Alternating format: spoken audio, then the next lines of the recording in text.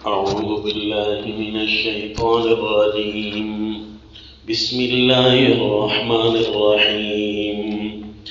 الله ولي الذين آمنوا يخرجهم من الظلمات إلى النور والذين كفروا أولياءهم الطاغوت يخرجونهم من النور إلى الظلمات أولئك أصحاب النار هم فيها خالدون.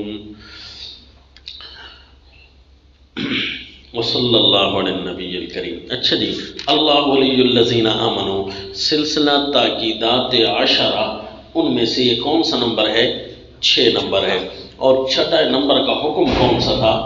لا تأکلوا اموالکم بینکم بالباطل وَتُدْلُوا بِهَا إِلَى الْحُكَّامِ لِتَأْكُلُوا فَرِيقًا مِّنْ أَمْوَالِ النَّاسِ بِالْبَاطِلِ، کہ باطل طریقوں سے مال نہ کھاؤ بلکہ حلال طریقوں سے کھاؤ. شیطان تمہیں باطل اور ظلمات کی طرف لے جائے گا، اور جبکہ اللہ تمہیں نور فطرت کی طرف لے کر آنا چاہتا ہے. دیکھا، اللہ ولی الذین آمنوا یخرجہم من الظلمات الی النور. اللہ تمہیں ظلم نہیں کرنے دیتا، ظلمات سے نکالتا ہے اللہ. نہ کسی کا، جس کی مثال ایسی ہے کہ کسی کا اللہ ناجائز مال بھی تمہیں نہیں کھانے دیتا، یہ ظلم ہے. اور اللہ روشنی کے طرف تمہیں لے آتا ہے. کسی بھی ملک میں صرف یہ ختم ہو جائے نا کہ ناحق کسی کا مال نہیں کھانا، وہ ملک اتنا پرامن، خوبصورت، منور ہو جائے کہ لوگ اس کو مثالی ریاست قرار دیں. جی، تو یہ تبھی ہو سکتا ہے جب اللہ کے احکام کو پورا، کیونکہ دنیا میں جتنے بھی سکیمیں ہیں اور باطل نظام ہیں وہ سارے کے سارے لوگوں کے مال ہڑپ کرنے کے لیے ہیں. سوشلزم ہے، کیپٹلزم ہے، تو ایک اس کے مقابلے میں اسلامزم ہے. اسلام نے جو ان کو روپیہ پیسہ بچانے کی ترتیبیں بتائی ہیں نا، اس سے ہر کوئی خوشحال ہو سکتا ہے. اور کہیں امیر تر ہوتا چلا جاتا ہے، سودی نظام بھی غریب تر ہوتا چلا جاتا ہے. اور سوشلزم میں یہ کیا دی کہ لوگوں کو روٹی، کپڑا، مکان، بنیادی ضروریات ہی صرف ان کا حق ہے، بس انہیں اور کچھ نہ دو. لہذا جتنا بھی کفر ہے اس وقت ہمیں روٹی، کپڑا، مکان میں ہی الجھا کر رکھنا چاہتا ہے، باقی سب کچھ ہڑپ کر. کوئی زیادہ کما رہا ہے یا کوئی تھوڑا کما رہا ہے، ساروں کی فکر ایک ہی لگی ہوئی ہے، روٹی، کپڑا، مکان. بس بنیادی ضرورت کے علاوہ ساری دنیا کو نوکر بنا کر رکھو. پورے ملک میں نوکریوں کا جال بچھا دو، ساروں کو صرف اپنا غلام اور نوکر بنا کر رکھو.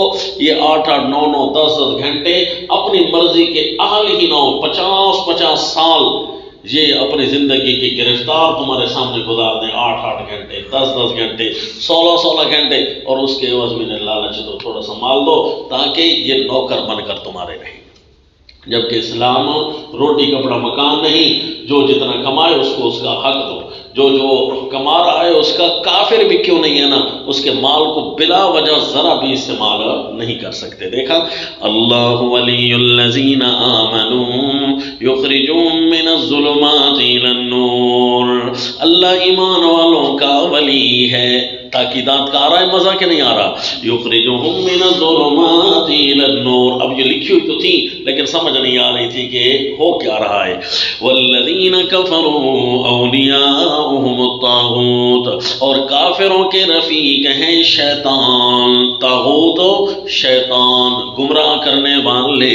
یخرجونہم من النور الی الظلمات.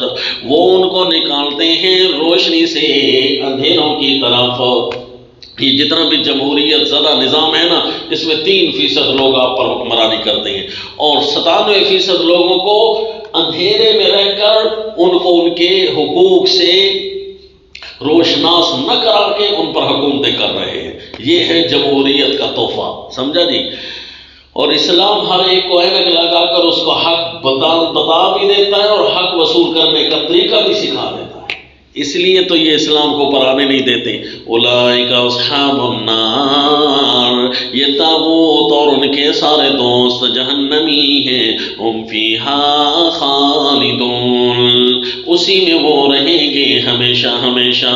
اور جی، الم تر الی الذی حاج ابراہیم. اب 2 تاکیدات مزید آگے آئیں گی، اور ان 2 تاکیدات کا منظر بھی اسی طرح ہوگا. الم تر الی الذی حاج او کالذی مر، دیکھا الذی او کالذی، الم تر الی الذی حاج، اسی طرح انہیں 2 تاکیدات. اور اسی طرح الم تر الی الذی حاج کے ساتھ آ رہا ہے اذ قال ابراہیم، یہ اسپیشل تاکید ہوگی، اگرچہ واقعہ ایک ہی ہے لیکن اسپیشل تاکید کا اس کے درجہ ہے. اذ قال ابراہیم ربی الذی یحیی ویمیت، جی 2. اور اس کے مقابلے میں آ رہا ہے اذ قال ابراہیم رب ارنی کیف تحیی الموتى، دیکھا وہ 2 تاکیدیں بھی ایک ہو گئی، یہ الذی اور الذی والی تاکید بھی ایک ہو گئی. تو یہ دیکھو جی کہ کون سی تاکید 6 ہو گئی نا، 4 مزید رہ گئی تھی، تو یہ 4 کا سیٹ اپ بھی پورا ہو رہا ہے. تو یوں ٹوٹل کتنی تاکیدات ہوئیں؟ تاکیدات 10. الم تر الی الذی حاج، یہ نمبر کون سا ہے جی؟ 7واں. اگر آپ ہوشیار بیٹھے ہیں تو احکام 6 تو ختم ہو گئے، تو اگلا کون سے احکام شروع ہو گئے؟ احکام جدلیہ. الم تر الی الذی حاج، حضرت ابراہیم کے ساتھ جدل کر رہا ہے وہ بندہ. دیکھ لیا کیسا خوبصورت ترتب ہے، احکام جدلیہ پر ترتب ہوا. الم تر الی الذی حاج ابراہیم فی ربہ ان آتاہ اللہ الملک، وہ جھگڑا کر رہا ہے اللہ کے بارے میں اس لیے کہ دی تھی اس کو اللہ نے سلطنت. اللہ تجھے روٹی کپڑا مکان کی فکر میں لگا تھا، بدبخت تو اللہ بار جھگڑا کرنے تو نہ آتا. اس وقت تو روتا چیختا، اللہ تجھے زبان نہ دیتا، پھر اللہ کے معاملے میں جھگڑا تو نہ کرتا. اللہ نے جو تجھے آسانیاں دی ہیں، فراخیاں دی ہیں، آسائشیں دی ہیں، بادشاہتوں سے مالا مال کیا ہے، تیری یہ جرت بن گئی ہے کہ تو بول بھی اللہ پر رہا ہے. جن پتھروں کو عطا کی تھی ہم نے دھڑکنیں، وقت ملنے پر وہ ہم پر ہی برس پڑے. نہیں سمجھا؟ دیا تو اللہ نے ہے، زبان تو تجھے اللہ نے دی ہے، بولنا تو تجھے اللہ نے سکھائی. یہ دیکھا ان آتاہ اللہ الملک. اور آپ کو پتہ ہے نا کہ اس پہلے جو احکام جدلیہ میں سے پہلی بات تھی، پہلے اللہ نے خوب ڈانٹ پلائی کہ فضولیات میں نہ پڑھو، ہے جی. یہ بھی اللہ کے معاملے میں اللہ کی باتوں میں ہاتھ ڈالنے کی کوشش کر رہے ہیں، جو تمہارے کام نہیں ہیں ان میں ہاتھ کیوں ڈالتے ہو؟ یسألونک عن الأہلہ، یہ چاند گڑتا بڑھتا کیوں ہے؟ یہ اس کے بارے میں نہ پوچھو، بس یہ پوچھو کہ اس کا ہم نے فائدہ کیا لینا ہے. قل ہی مواقیت للناس والحج، بس اتنا کچھ ہے.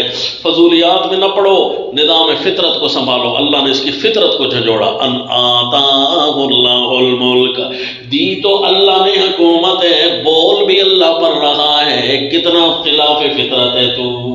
دیکھا جی پہلا احکام فطرت اسی ایک ہی لائن میں پورے ہو گئے، سارے کے سارے. دیا اللہ نے ہے لیکن تو نے الٹا دیا. اچھا جی اذ قال ابراہیم ربی الذی، احکام فطرت کے بعد احکام الجدل کا یہ پہلی قسم احکام فطرت تھی نا، تو دوسری قسم کون سی تھی جی؟ 8ویں نمبر پر کیا آئے گا؟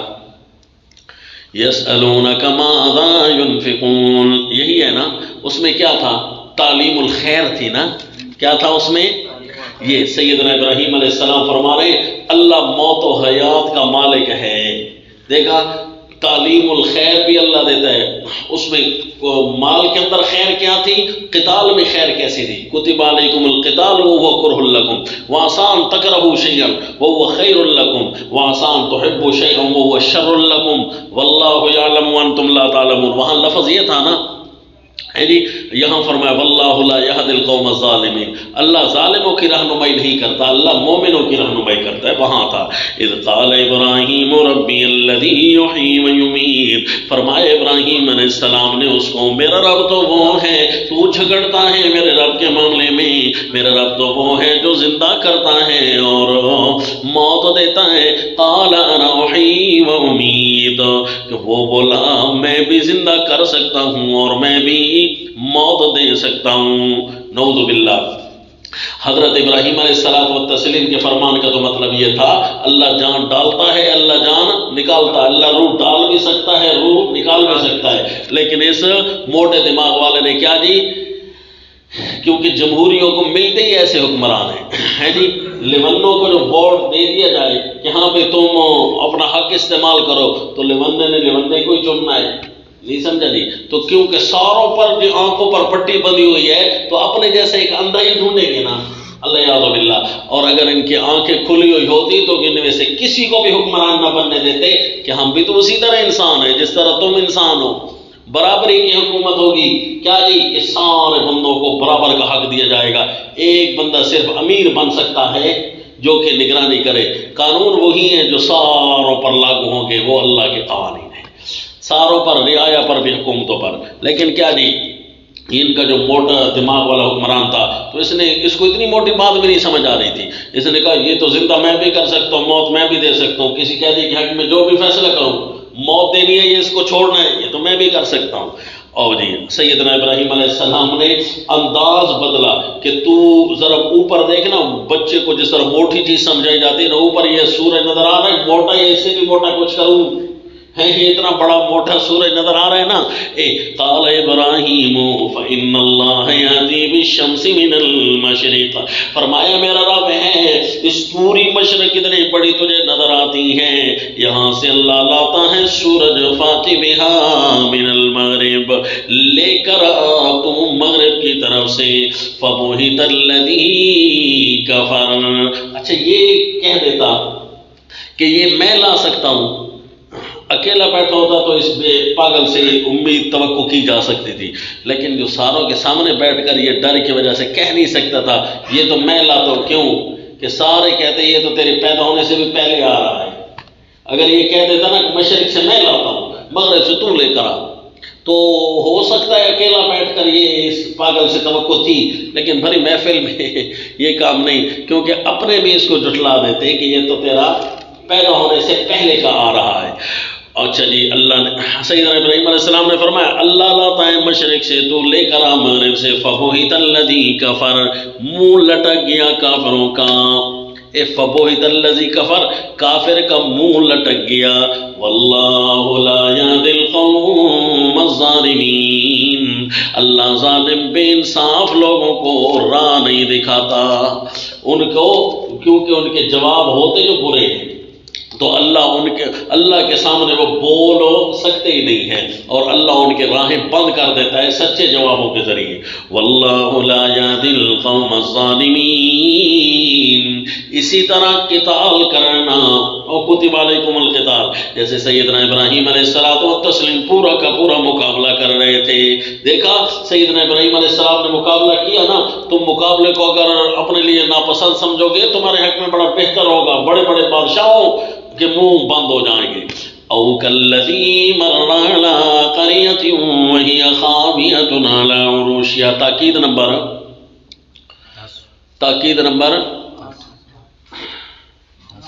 یہ 9 ہے، تاکید نمبر 9، او کالذی مر علی قریۃ وہی خاویۃ علی عروشہا، اور اس سے اگلا حکم کون سا تھا؟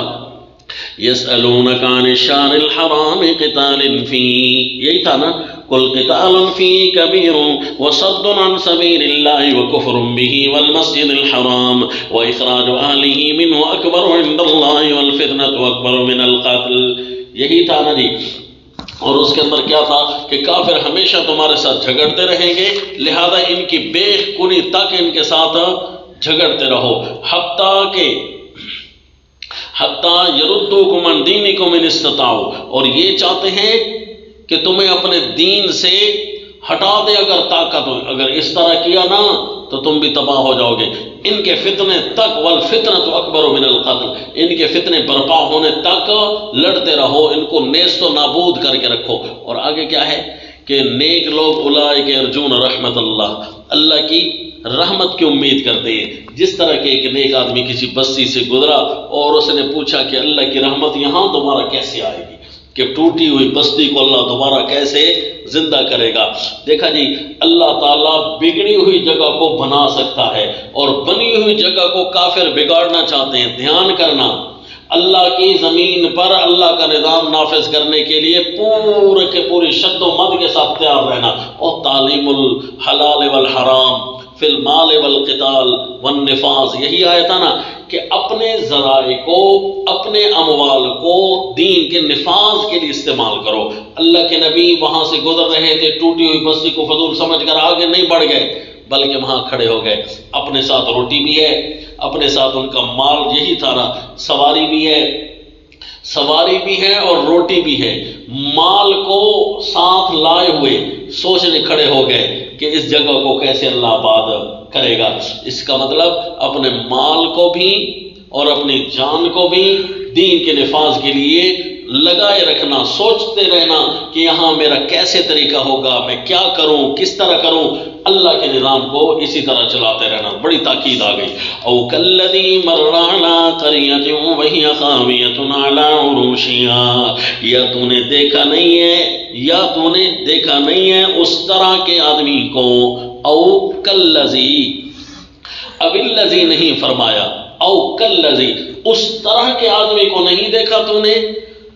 مر علی قریۃ وہی خاویۃ علی عروشہا، کیونکہ کوئی بھی بندہ کسی بھی اسی ٹوٹی بستی پر جا کر پوچھ سکتا ہے کہ خراب زمین کو آباد کون کر سکتا ہے، تو خراب زمینوں کو آباد کرنے والی ذات صرف اللہ کی ہے، اللہ کے علاوہ اور کوئی نہیں ہے نا۔ تو جہاں زمین بنی ہوئی ہے وہاں نظام بھی صرف اللہ کا لاگو ہوگا۔ او کلذی مر علی قریۃ، اسی لیے تو اس حکم کے اندر نفاذ کی بات تھی نا۔ وہی خاویۃ علی عروشہا، وہ گری پڑی تھی بستی اپنی چھتوں پر۔ قال انا یحیی ہذہ اللہ بعد موتہا، وہ پوچھنے لگا کیسے زندہ کرے گا اللہ ان کے مر جانے کے بعد۔ وہ کوئی ایسی بستی تھی جو آفت سے گری ہوئی تھی، کیوں جو اس کی نشانی یہ ہے کہ خاویۃ علی عروشہا، اپنی چھتوں پر گری ہوئی تھی۔ دیکھو جی، چھتیں گر جائیں اور اس کے اوپر دیواریں گر جائیں، خاویۃ علی عروشہا، جب دیواریں گر جائیں نا تو اور چھتوں پر، تو اس کا مطلب ہے کہ آفت سے کوئی چیز گری ہے۔ اور اگر چھتیں صرف گر جائیں اور دیواریں کھڑی رہ جائیں تو یہ اشارہ ہوتا ہے کہ یہ کھنڈرات ہیں، یہ بے آباد جگہ ہیں، ضروری نہیں ہے کہ آفت سے گر گئی ہوں، بے آباد ہونے کی وجہ سے تھوڑی تھوڑی کر کے گر رہی ہے۔ تو خاویۃ علی عروشہا ہوا پڑا ہو نا، دیواروں سمیت، چھتیں بھی ابھی پڑی ہو نیچے اور اوپر دیواریں بھی پڑی ہو، تو لگتا ہے کہ اچانک یہ گری ہے جی، کیونکہ چھتیں غائب نہیں ہو گئی نا، چھتیں بھی پڑی ہیں، تو اشارہ ہے کہ کسی آفت سے تباہ ہو گئی۔ اللہ یہ آفت سے تباہ ہوئی ہیں، یہ کیسے دوبارہ بیدار ہوں گی؟ فَأَمَاتَهُ اللَّهُ مِئَةَ عَامٍ ثُمَّ بَعَثَهُ، پھر اللہ نے ان کو موت دے دی 100 برس۔ ثُمَّ بَعَثَهُ، پھر اللہ نے ان کو زندہ کر دیا۔ قَالَ كَمْ لَبِثْتَ، اللہ نے پوچھا میرے پیغمبر کتنی دیر یہاں ٹھہرے رہے؟ قَالَ لَبِثْتُ يَوْمًا أَوْ بَعْضَ يَوْمٍ،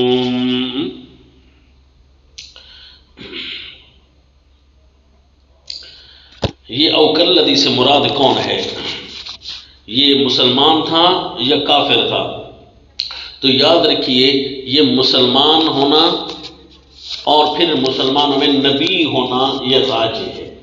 نبی کون سے تھے اس بارے میں 2 روایتیں آتی ہیں کہ یہ شاید حضرت عزیر علیہ الصلوۃ والتسلیم ہوں اور یا کوئی دوسرے بنی اسرائیل کے پیغمبر ہوں، جن کے بارے میں مسلسل روایات درج کی ہیں تفسیر کبیر والے نے، مسلسل تھے پیغمبر۔ اس کی دلیل یہ ہے کہ اللہ براہ راست گفتگو پیغمبر سے کرتے ہیں، تو اس کا مطلب یہ ہے کہ یہ کوئی پیغمبر ہے۔ موت دے دی اللہ نے ان کو۔ اگر کوئی کہتا ہے کہ حیات الانبیاء کے نظریے سے بچنے کے لیے بھائی یہ ہمارے سامنے کوئی دلیل نہ لے کر آئے کہ یہ کافر تھا، جی نعوذ باللہ، کم از کم پھر ان کو یہ عقیدہ تو بنانا چاہیے نا کہ کافر مردے نہیں سنتے، یہ عقیدہ تو بنا لینا چاہیے۔ پھر کلیم بدر والی روایت کو کیوں پیش کرتے ہیں کہ کافروں نے سنا تھا؟ پھر ادھر سے درو گورا حافظہ نباشد اسی کتاب میں لکھیں گے کلیم بدر والوں نے سنا، اور پھر یہاں کہیں گے یہ خیر ہے کافر تھا۔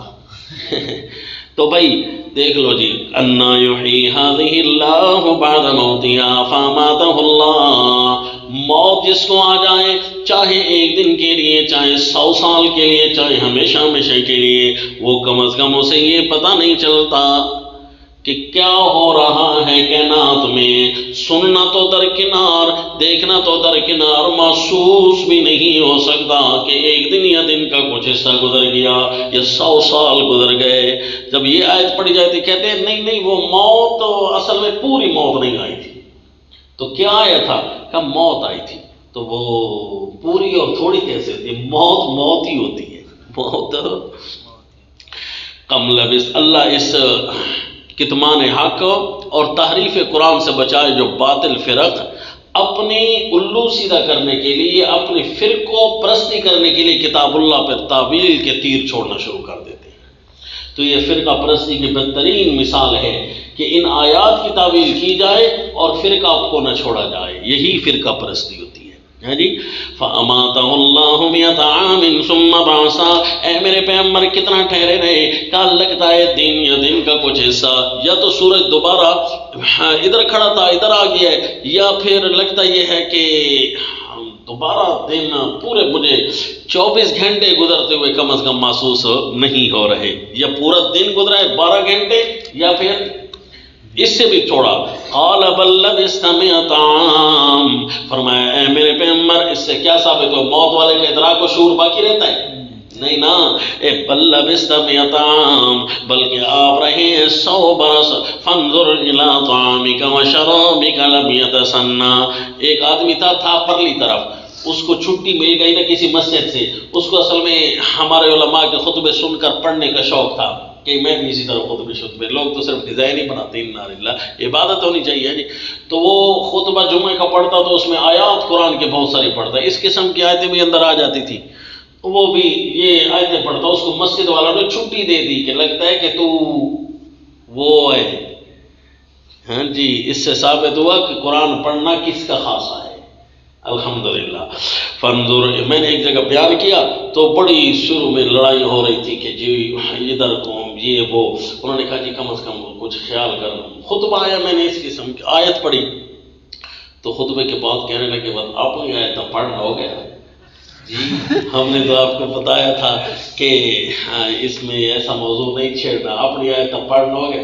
میں کہ یہی بات پکا رہنا، دن قیامت کہنا اللہ یہ آیت ان کی تھی ہے جی، یہی گواہی کافی ہے ہمارے لیے کہ اللہ ہم اس آیت کی ہی صرف حقدار ہے، اس کے انکار کرنے والے کائنات میں بہت۔ اس نے کہا نہیں میرا اصل میں مطلب کچھ اور ہے، میں نے کہا بات وہ ہے جو فطرتاً نکلا کرتی ہے۔ آؤ جی، کم لبثت قال لبثت یوما او بعد یوم قال بل لبثت مئة عام، فرمایا نہیں ہرگز، بلکہ آپ تو ٹھہرے ہیں میرے پیغمبر 100 برس۔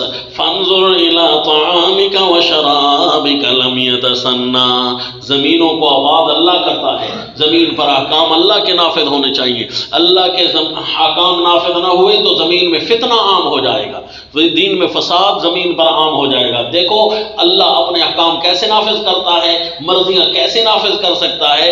وہ روح سیدنا عزیر علیہ السلام یا کوئی پیغمبر اور ان کی سواری جو تھا 7 گدھا، یہ کھا پی کر گزارا کر سکتے تھے، لوگوں کی عمر 100 برس بھی ہوتی ہے، وہ اللہ نے ختم کر دیے اور ان کو فوت کر دیا، اور جو کھانا اور پینا جو ایک دن بھی زیادہ سے زیادہ نہیں گزرتے اس کو اللہ نے 100 سال کے لیے رکھ دیا، کھانے اور پینے۔ اس کا مطلب ہے مرضیاں کس کی چلی؟ اللہ کی۔ تو اس لیے اس آیت پر ترتب پورا ہوا کہ نہیں ہوا؟ مرضیاں اللہ کی چلیں گی۔ فانظر الی طعامک وشرابک لم یتسنى، دیکھ اپنے کھانے اور پینے کو ذرا بھی نہیں بدبودار ہوا۔ او حمئ مسنون، وہ جو گارا رکھا جاتا ہے اور پھر بدبو ہو جاتی ہے، اس میں صحیح پک جاتا ہے نا، تو یہ لم یتسنى اسی سے، ابھی بھی ذرا بھی بدبودار نہیں ہوا میرے پیغمبر۔ یہ کھانا پینا اللہ، اس سے تو لگتا ہے دن یا دن کا کچھ حصہ گزرا ہے۔ فرمایا وانظر الی حمارک، دیکھ اپنے گدھے کو، ولنجعلک، وہاں دیکھا تو بالکل ختم ہو چکا تھا، لگتا ہے بڑی گزر گیا جی۔ ولنجعلک آیۃ للناس، اے میرے پیغمبر ہم آپ کو نمونہ بنانا چاہتے ہیں لوگوں کے لیے کہ مرضیاں اللہ کی چلتی ہیں. کیا نمونہ جی؟ کہ مرضیاں اللہ کی چلتی ہیں. وانظر الی العظام، اب دیکھ ہماری مرضیوں کی طرف کہ ہڈیوں کی طرف دیکھ. کیف ننشزها، کس طرح ہم ان کو ابھار کر جوڑ دیتے ہیں. ننشزها، ابھار کر جوڑ دیتے ہیں. ثم نکسوها لحما، پھر ہم اس کو پہناتے ہیں گوشت. فلما تبین له، جب ان پر یہ حال ظاہر ہوا تو کہنے لگے اعلم ان اللہ علی کل شیء قدیر، کہ اللہ تو ہر شے پر قادر ہے. اعلم ان اللہ علی کل شیء قدیر. یہ دیکھا جی اس حکم کا سارا ترتب اسی بات پر ہوا. اولئک یرجون رحمت اللہ واللہ غفور رحیم. یسألونک عن الشہر الحرام قتال فیہ سے لے کر واللہ غفور رحیم تک جتنے بھی جملے ہیں نا ان ساروں کے ساتھ اس واقعے کا ترتب ہو رہا ہے. من یرتد منکم عن دینی فیمت وہو کافر فاولئک حبطت اعمالہم فی الدنیا والآخرہ. اولئک، ان کے اعمال کیسے اللہ غارت کرے گا؟ اللہ کو طاقت ہے. جس طرح اللہ کسی کو رکھ بھی سکتا ہے کسی کو غارت بھی کر سکتا ہے. تو آؤ جی بھائی، اذ قال ابراہیم، آخری تاکید آ گئی، تاکید نمبر 10، اور حکم بھی آخری آ گیا. احکام جدلیہ کی آخری قسم ہونے لگی ہے. اچھا یہ بتاؤ آخری جو قسم ہے کتنے یسألون پر مرتب ہوگی؟ کتنے یسألون تھے؟ 4 ٹوٹل تھے نا، 7، 3 تو گزر گئے اور باقی 4. اذ قال ابراہیم فخذ 4 من الطیر. یہاں میں پرندے کتنے ہیں؟ 4 یسألون پر اس کا ترتب ہے نا، کیونکہ 4 یسألون مل کر ایک حکم بنتا تھا نا جی. اور وہ کون سا حکم تھا کہ اس کے اندر اللہ کیا سمجھا رہے ہیں؟ اہل و عیال کے لیے تعلیم الشرافت فی المال والاہل والعیال. شرافت کی تعلیم اللہ دے رہے ہیں، تو یہی سمجھایا جا رہا تھا.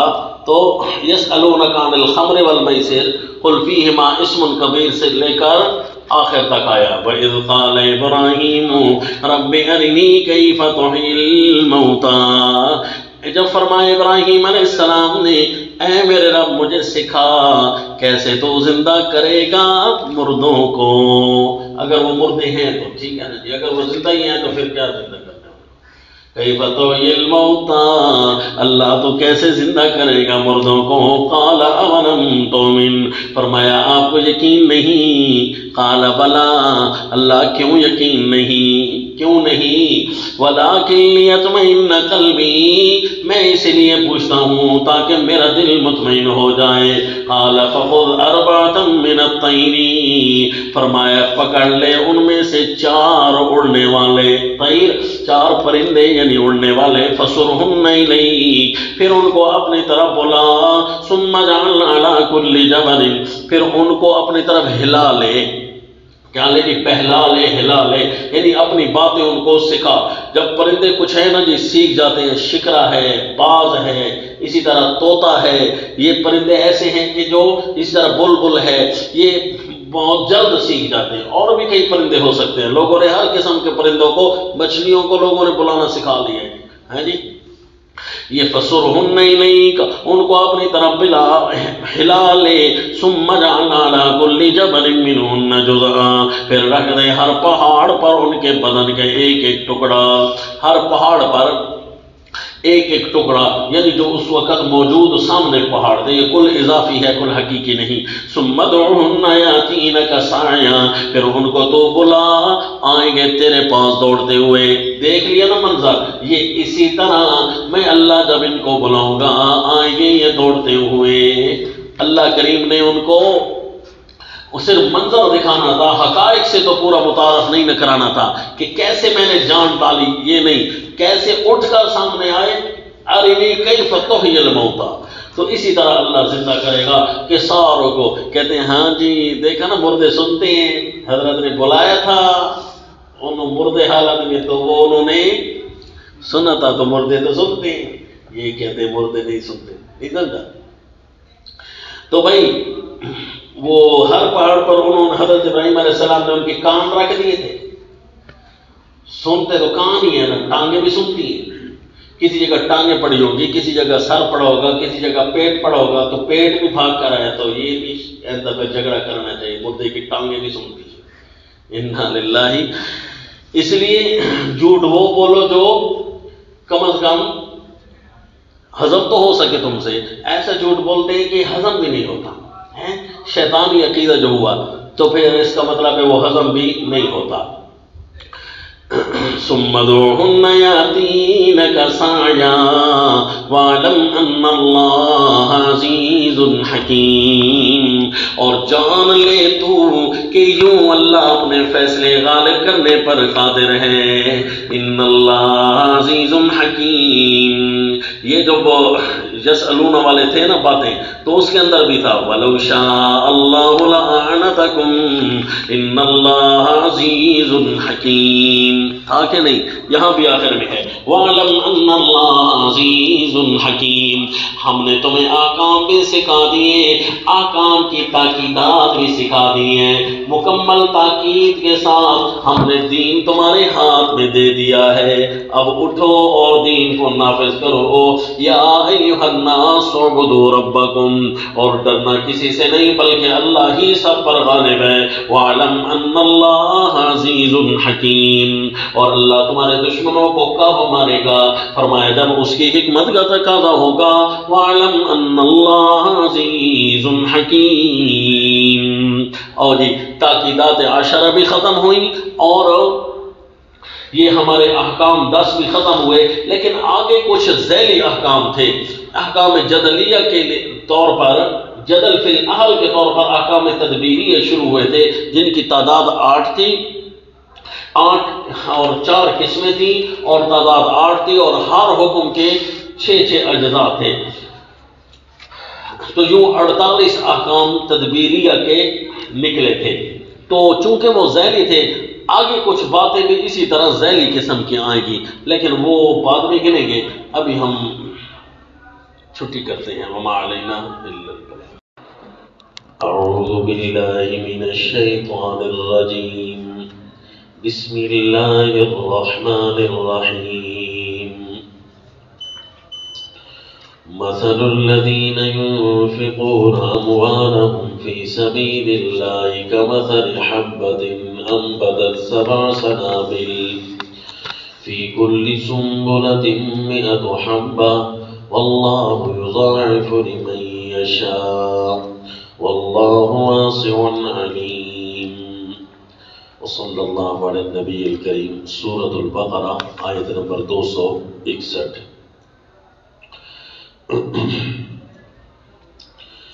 آپ کو یہاں سے کچھ خاص حکم بتانا ہے کہ عمومی خلاصہ جات کے مطابق یہاں سے انفاق فی سبیل اللہ کا مضمون شروع ہو رہا ہے.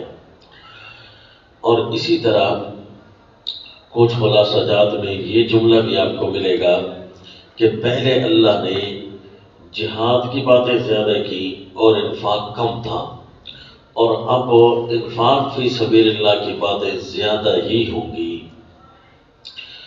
تو یہ مختلف خلاصہ جات کی ترتیب ہے اور ان کے نکات زائدہ ہیں.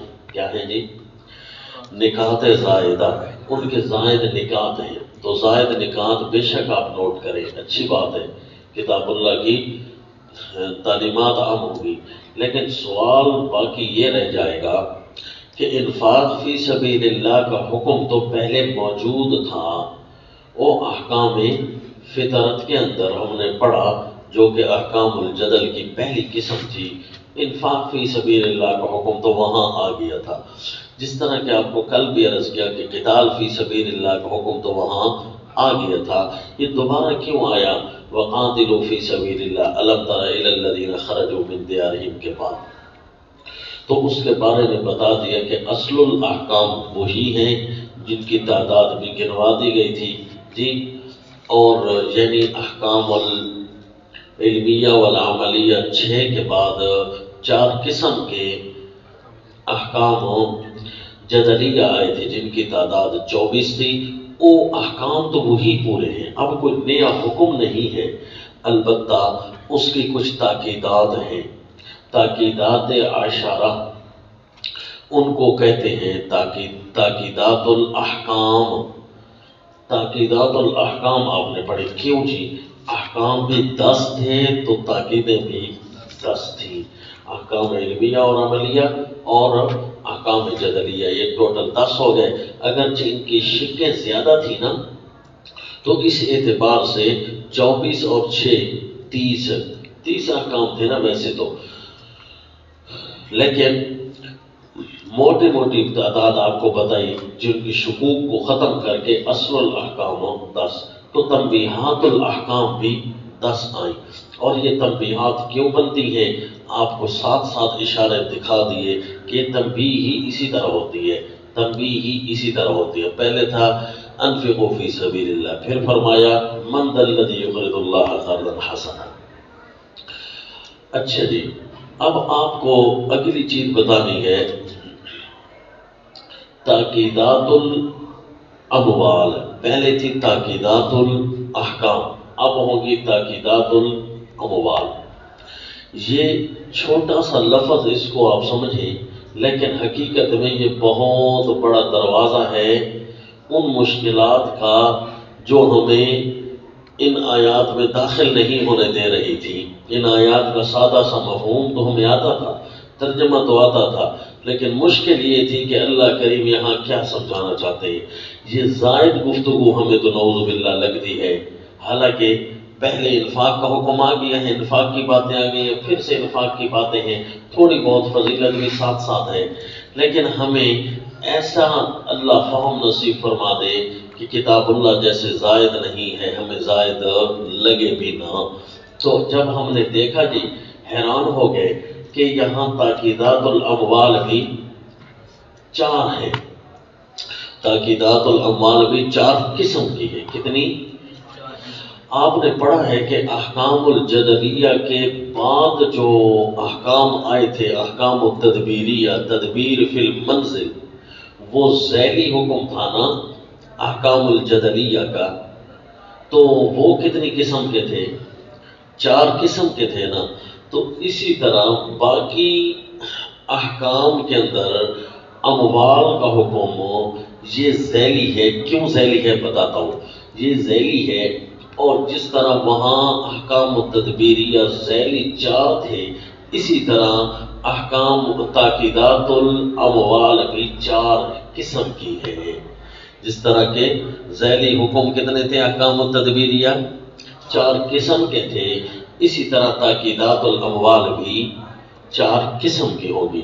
اب انشاءاللہ کوئی اشکال نہیں رہے گا اگر آپ نے اس سلسلہ کو مضبوطی سے تھاما۔ ابھی کیا شروع ہو رہا ہے جی؟ تاکیدات الاموال، پہلے تاکیدات العشرہ تھی، التاکیدات العشرہ، اب التاکیدات الاربعہ آئے گی۔ تو اصل میں کیا تھا جی؟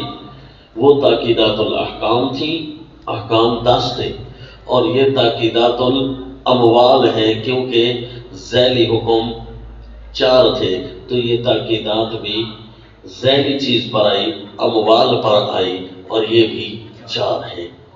تو 10 اور 4 کتنی ہو جائے گی جی؟ 14 ہو جائیں گے۔ تو اسی طرح ہمارے احکام کی ٹوٹل تعداد کتنی تھی جی؟ 10 اور 4 14، کیونکہ 6 احکام علمیہ عملیہ، 4 قسم کے اموال احکام جدلیہ، تو یہ 10 ہو گئے، اور باقی کتنے قسم بچ گئے تھے؟ احکام تدبیریہ بھی 4 قسم کے تھے جی، تو یہ کل کتنے ہو گئے؟ 14 ہو گئے نا۔ تو تاکیدات بھی کل کتنی ہو گئی؟ 14 ہو۔ 10 تاکیدات احکام کے لیے، 4 تاکیدات اموال کے لیے۔ میں کہہ رہا ہوں کہ اموال یہ ذیلی تاکیدات ہے۔ اب آپ کو بتاؤں جی یہ ذیلی کیوں ہے؟ آپ نے پڑھا پہلا واقعہ سیدنا آدم علیہ الصلوۃ والتسلیم کہ اللہ نے تربیت کی تھی جنت میں 2 چیزوں پر، وہاں بتایا تھا نا، جس طرح کہ بچہ پیدا ہوتا ہے تو اس کے والدین اس کے ساتھ ہوتے ہیں اور اس کی تربیت کرتے ہیں جی، لیکن سیدنا آدم علیہ الصلوۃ والتسلیم کے تو کوئی والدین نہیں تھے، اللہ نے ان کو بہت سارے احکام فطرتاً سکھا دیے تھے۔ جیسے ہی وہ اٹھے انہیں پتا تھا کھانا کیا ہوتا ہے، پینا کیا ہوتا ہے، اس کا نام کیا ہوتا ہے، اللہ نے ان کو ویسے ہی ان کے ذہن میں انسٹال کر دیا تھا۔ تو یہ اللہ احکام الفطرت، جس طرح بچے کو ماں باپ یہ نہیں سکھاتے اس نے کھانا پینا کیسے ہے، تو جی کچھ جانوروں کے بچے ہیں ان کو چوسنا آتا ہے، اور کچھ جانوروں کے بچے ہیں جنہیں صرف منہ کھولنا آتا ہے کیونکہ چبانا ان کو آئے گا، ان کو ان کی ماں، تو یہ اس کو کہتے ہیں تعلیم الفطرہ، اللہ فطرتاً اس کو سکھا دیتے ہیں، سمجھا جی۔ تو سیدنا آدم علیہ السلام و تسلیم کو بہت ساری باتیں تو فطرتاً سکھا دی۔ اب کچھ باتیں ایسی تھیں جو ان کی احکام کی تربیت کرنی تھی کہ زمین پر جا کر تم نے کیسے پیش آنا ہے، کس طرح تم نے احکام کو پورا کرنا ہے۔ تو سیدنا آدم علیہ السلام کی تربیت دو چیزوں میں کی تھی۔ کیا دی کہ پہلے امر تھا، اسکن انت وزوجک الجنہ وَكُلَا مِنْهَا رَغَدًا حَيْثُ شِئْتُمَا، یہ اوامر تھے۔ تو اوامر کا تعلق احکام سے ہوتا ہے، تو اللہ نے کچھ ان کے احکام کی تربیت کی تھی کہ کچھ کام کرنے ہیں بس، اور کرنے میں ایسا انداز اپنایا ہے کہ تمہارا اپنا فائدہ ہوگا۔ اسکن انت وزوجک الجنہ وَكُلَا مِنْهَا رَغَدًا، یہ ہیں تو احکام لیکن ذاتی فائدے کے لیے، تو اشارہ کر دیا کہ جتنے بھی احکام زمین پر میں بھیجوں گا ہوں گے تمہارا ذاتی فائدہ، یہ نہیں کہ اس میں کو میں اللہ کی حکومت میں کمی پیشی ہو جائے گی، نعوذ باللہ، میں اللہ کے احکام تم نہیں مانو گے تو میرا نقصان ہو جائے گا، نہیں، میرا کچھ نہیں بگڑنے والا، تمہارا اپنا فائدہ ہوگا۔ تو احکام کی تربیت میں یہ اشارہ بھی ساتھ تھا۔ اور دوسری چیز تربیت کی تھی لا تقربا هذه الشجرہ، کہ کچھ نہ کرنے کے کام تھے، یعنی زہری چیز تھی کہ یہ کرتے ہیں نا بس ادھر توجہ بھی نہ کرنا، اور وہ تھی کھانے پینے اور مال کے چیزیں تھی، اسی طرح تھی نا، تو مال کی چیز، اسی لیے اللہ نے جب احکام کیے نا تو ان میں سب سے پہلے اللہ نے عقیدے کے بعد کھانے پینے کے امور ذکر کیے تھے نا، کیونکہ اس کی تربیت جو کی تھی۔ اچھا جی، تو اللہ نے چونکہ جنت میں دو قسم کی تربیت اور ٹریننگ دی ہے سیدنا آدم علیہ السلام و تسلیم کو، اسی طرح جب ہمارے پاس احکام کی تاکیدات آئی نا جی، احکام آئے تو وہ بھی اسی طرح دو قسم کے تھے کہ کچھ رہنے سہنے کے طور طریقے اور کچھ اسپیشل کھانے پینے کے امور تھے، یہ دو قسم کے احکام آئے۔ اب جب تاکیدات آنے لگی نا جی، تاکیدات بھی اسی طرح پہلے احکام پر آئیں اور پھر اموال پر آ رہی ہیں۔ اب تاکیدات کس پر آ رہی ہیں؟ کیوں جی کہ سیدنا آدم علیہ السلام کو بھی تو جنت میں یہی دو چیزیں سکھائی گئی، لا تقربا هذه الشجرہ۔ اچھا، اللہ نے شجرہ کا حکم فرمایا، اللہ کسی ٹریننگ جو کروانی تھی، مثلا اللہ فرما دیتے اس پتھر کے قریب نہ جانا، مثلا اللہ کریم فرما دیتے اس کپڑے کے قریب نہ جانا، مثلا اللہ کریم فرما دیتے اس پانی کے قریب نہ جانا، لیکن اللہ نے شجرہ کا ذکر فرمایا، حالانکہ نام ہو نہیں بتایا، اشارہ کر دیا کہ شجرہ درخت جو ہوتے ہیں یہ اموال کی قسم ہوتی ہے۔ کیا ہوتے ہیں جی؟ مال و دولت کی چیزیں ہوتی ہیں، اور اہم الاموال مال و دولت یہ کھیتی باڑی ہوتی ہے، باقی سارے اسی کی شاخیں ہیں، اسی سے نکلا کرتی ہیں نا۔ تو اشارہ کر دیا کہ لا تقربا هذه الشجرہ، زمین پر جاؤ گے وہاں مال کی تربیت زیادہ کرنی پڑے گی تمہاری، باقی احکام کی طرح مال کی تربیت بہت زیادہ کر کے کرنی پڑے گی۔ یہی مال تو ہے جس نے فرقوں کو تقسیم کر دیا، یہی مال تو ہے جس نے لوگوں کا خون کر دیا، یہی مال تو ہے جس میں کرسی کی جنگ آ گئی۔ اگر کرسی بھائی اس آدمی کو ملے گی، حکومت اس کو ملے گی جس پر مال حرام ہو جائے گا، کوئی بادشاہ بنتا؟ اس کا مطلب ہے مال ہی کی ہرس ہے جو بادشاہ بناتی ہے، مال ہی کی ہرس ہے جو لوگوں کے گلے کاٹتی ہے، مال ہی کی ہرس ہے جس کی وجہ سے یہ فرقے بنے ہیں۔ قاد الفقر ان یکون کفرا، اگر یہ مال کی لالچ شیطان ابلیس نہ دیتا تو تھوڑا ہی کوئی کافر بنتا۔ یہ کافر بنی اسی لیے کہ مال مال مال آئے جی، ہماری گدیاں خراب نہ ہوں، ہے جی۔ اور نظام اسلام کے ساتھ کیوں ڈاکوں اور چوروں نے ٹکر لیا؟ یہی مال تو تھا نا۔ وہ کہتے ہیں مال زیادہ آ جائے گا تب ہم اسلام کے احکام کو چھوڑیں گے، سودی احکام کریں گے، فلاں غلط قسم کے طور طریقے کریں گے، ہے جی۔ لوگوں کو غلط پٹیاں پڑھائیں گے، یہ ساری چیزیں اموال کو کھینچنے کے لیے۔ تو دنیا میں جس طرح اللہ کے احکام پر عمل کرنا ہے، اس طرح شیطان کے کرتوتوں سے بچنے کا مین طریقہ یہ ہے کہ اموال کے اندر زیادتی نہ کرنا۔ اس لیے اللہ نے جنت میں تربیت جو کروائی، اموال کی تربیت کروائی کہ کیا لینا ہے کیا نہیں لینا۔ سمجھ آئی؟ نہیں کی کوئی اور صورت ہو سکتی تھی، نقطہ سمجھا جی؟ تو اب زمین پر جب اللہ نے پہلی صورت نازل فرمائی ہمارے لیے، سورہ البقرہ، یہ پہلی صورت ہے احکام کے اعتبار سے۔ پہلے تو ہمیں یہ 78 احکام سکھا دی، 78 احکام سکھا کر ان کے اندر دو قسم کی چیزیں ڈال دی، کچھ کرنے کی چیزیں ہیں اور کچھ مالی چیزیں تھیں، حلال و حرام کی چیزیں تھیں، وہ اللہ نے ہمیں بتا دی ہیں سورۃ البقرہ کے اندر۔ اب پھر اللہ کریم کا احسان اور فضل کہ اللہ نے ہمارے اوپر نصائح کا سلسلہ شروع کر دیا، 14 قسم کی نصیحتیں تاکید کی صورت میں۔ پہلی تاکیدات آئیں صرف احکام کی، اور پھر تاکیدات آئیں صرف اموال کی۔ اب یہ نقطہ سمجھ آ گیا جی؟ اب دل مطمئن ہو گیا، شکر ہے یہ اللہ کریم۔ اچھا، حفاظ کرام کہتے ہیں کہ اللہ نے اتنی بڑی صورت کیوں بنائی ہے؟ یہ چھوٹے چھوٹے بچے ہیں نا، وہ روئیں گے ڈریں گے کہ کاش یہ چھوٹی صورت ہوتی ہے جی، اور ہماری منزل سب کی زیادہ یاد نہ کرنی پڑتی، لیکن باقی لوگ جو ہے اللہ کا شکر ادا کریں گے کہ شکر ہے اللہ تو نے ہم پر احسان کیا کہ ہمارے ساتھ کلام زیادہ فرمائی۔ ہمارے ساتھ کلام ہو، ہم اللہ کے کلام کے مزے لینا چاہیں کہ اللہ کریم کس طرح باتیں کرتے ہیں، اللہ کریم کس طرح کلام کرتے ہیں۔ تو سیدنا موسیٰ علیہ الصلوۃ والتسلیم کے ساتھ اللہ نے کلام کی تھی نا، تو کتنا خوش ہو رہے تھے، بات کو خود بڑا بھی کر رہے تھے جی، سیدنا آدم علیہ الصلوۃ والتسلیم، سیدنا موسیٰ علیہ الصلوۃ والتسلیم۔ تو اسی طرح اللہ کریم نے ہمارے ساتھ اپنی کلام بھیج دی ہے، اور اس کا نام کلام اللہ ہے جی۔ تو کتنی لمبی گفتگو ہے جی، بڑے مزے کی ہے۔ اس میں اللہ نے احکام کے بعد 14 قسم کے احکام بیان کر کے 14 قسم کی تاکیدات فرما دی۔ پہلی 10 تاکیدات صرف احکام پر، اور آخری 4 تاکیدات اموال پر۔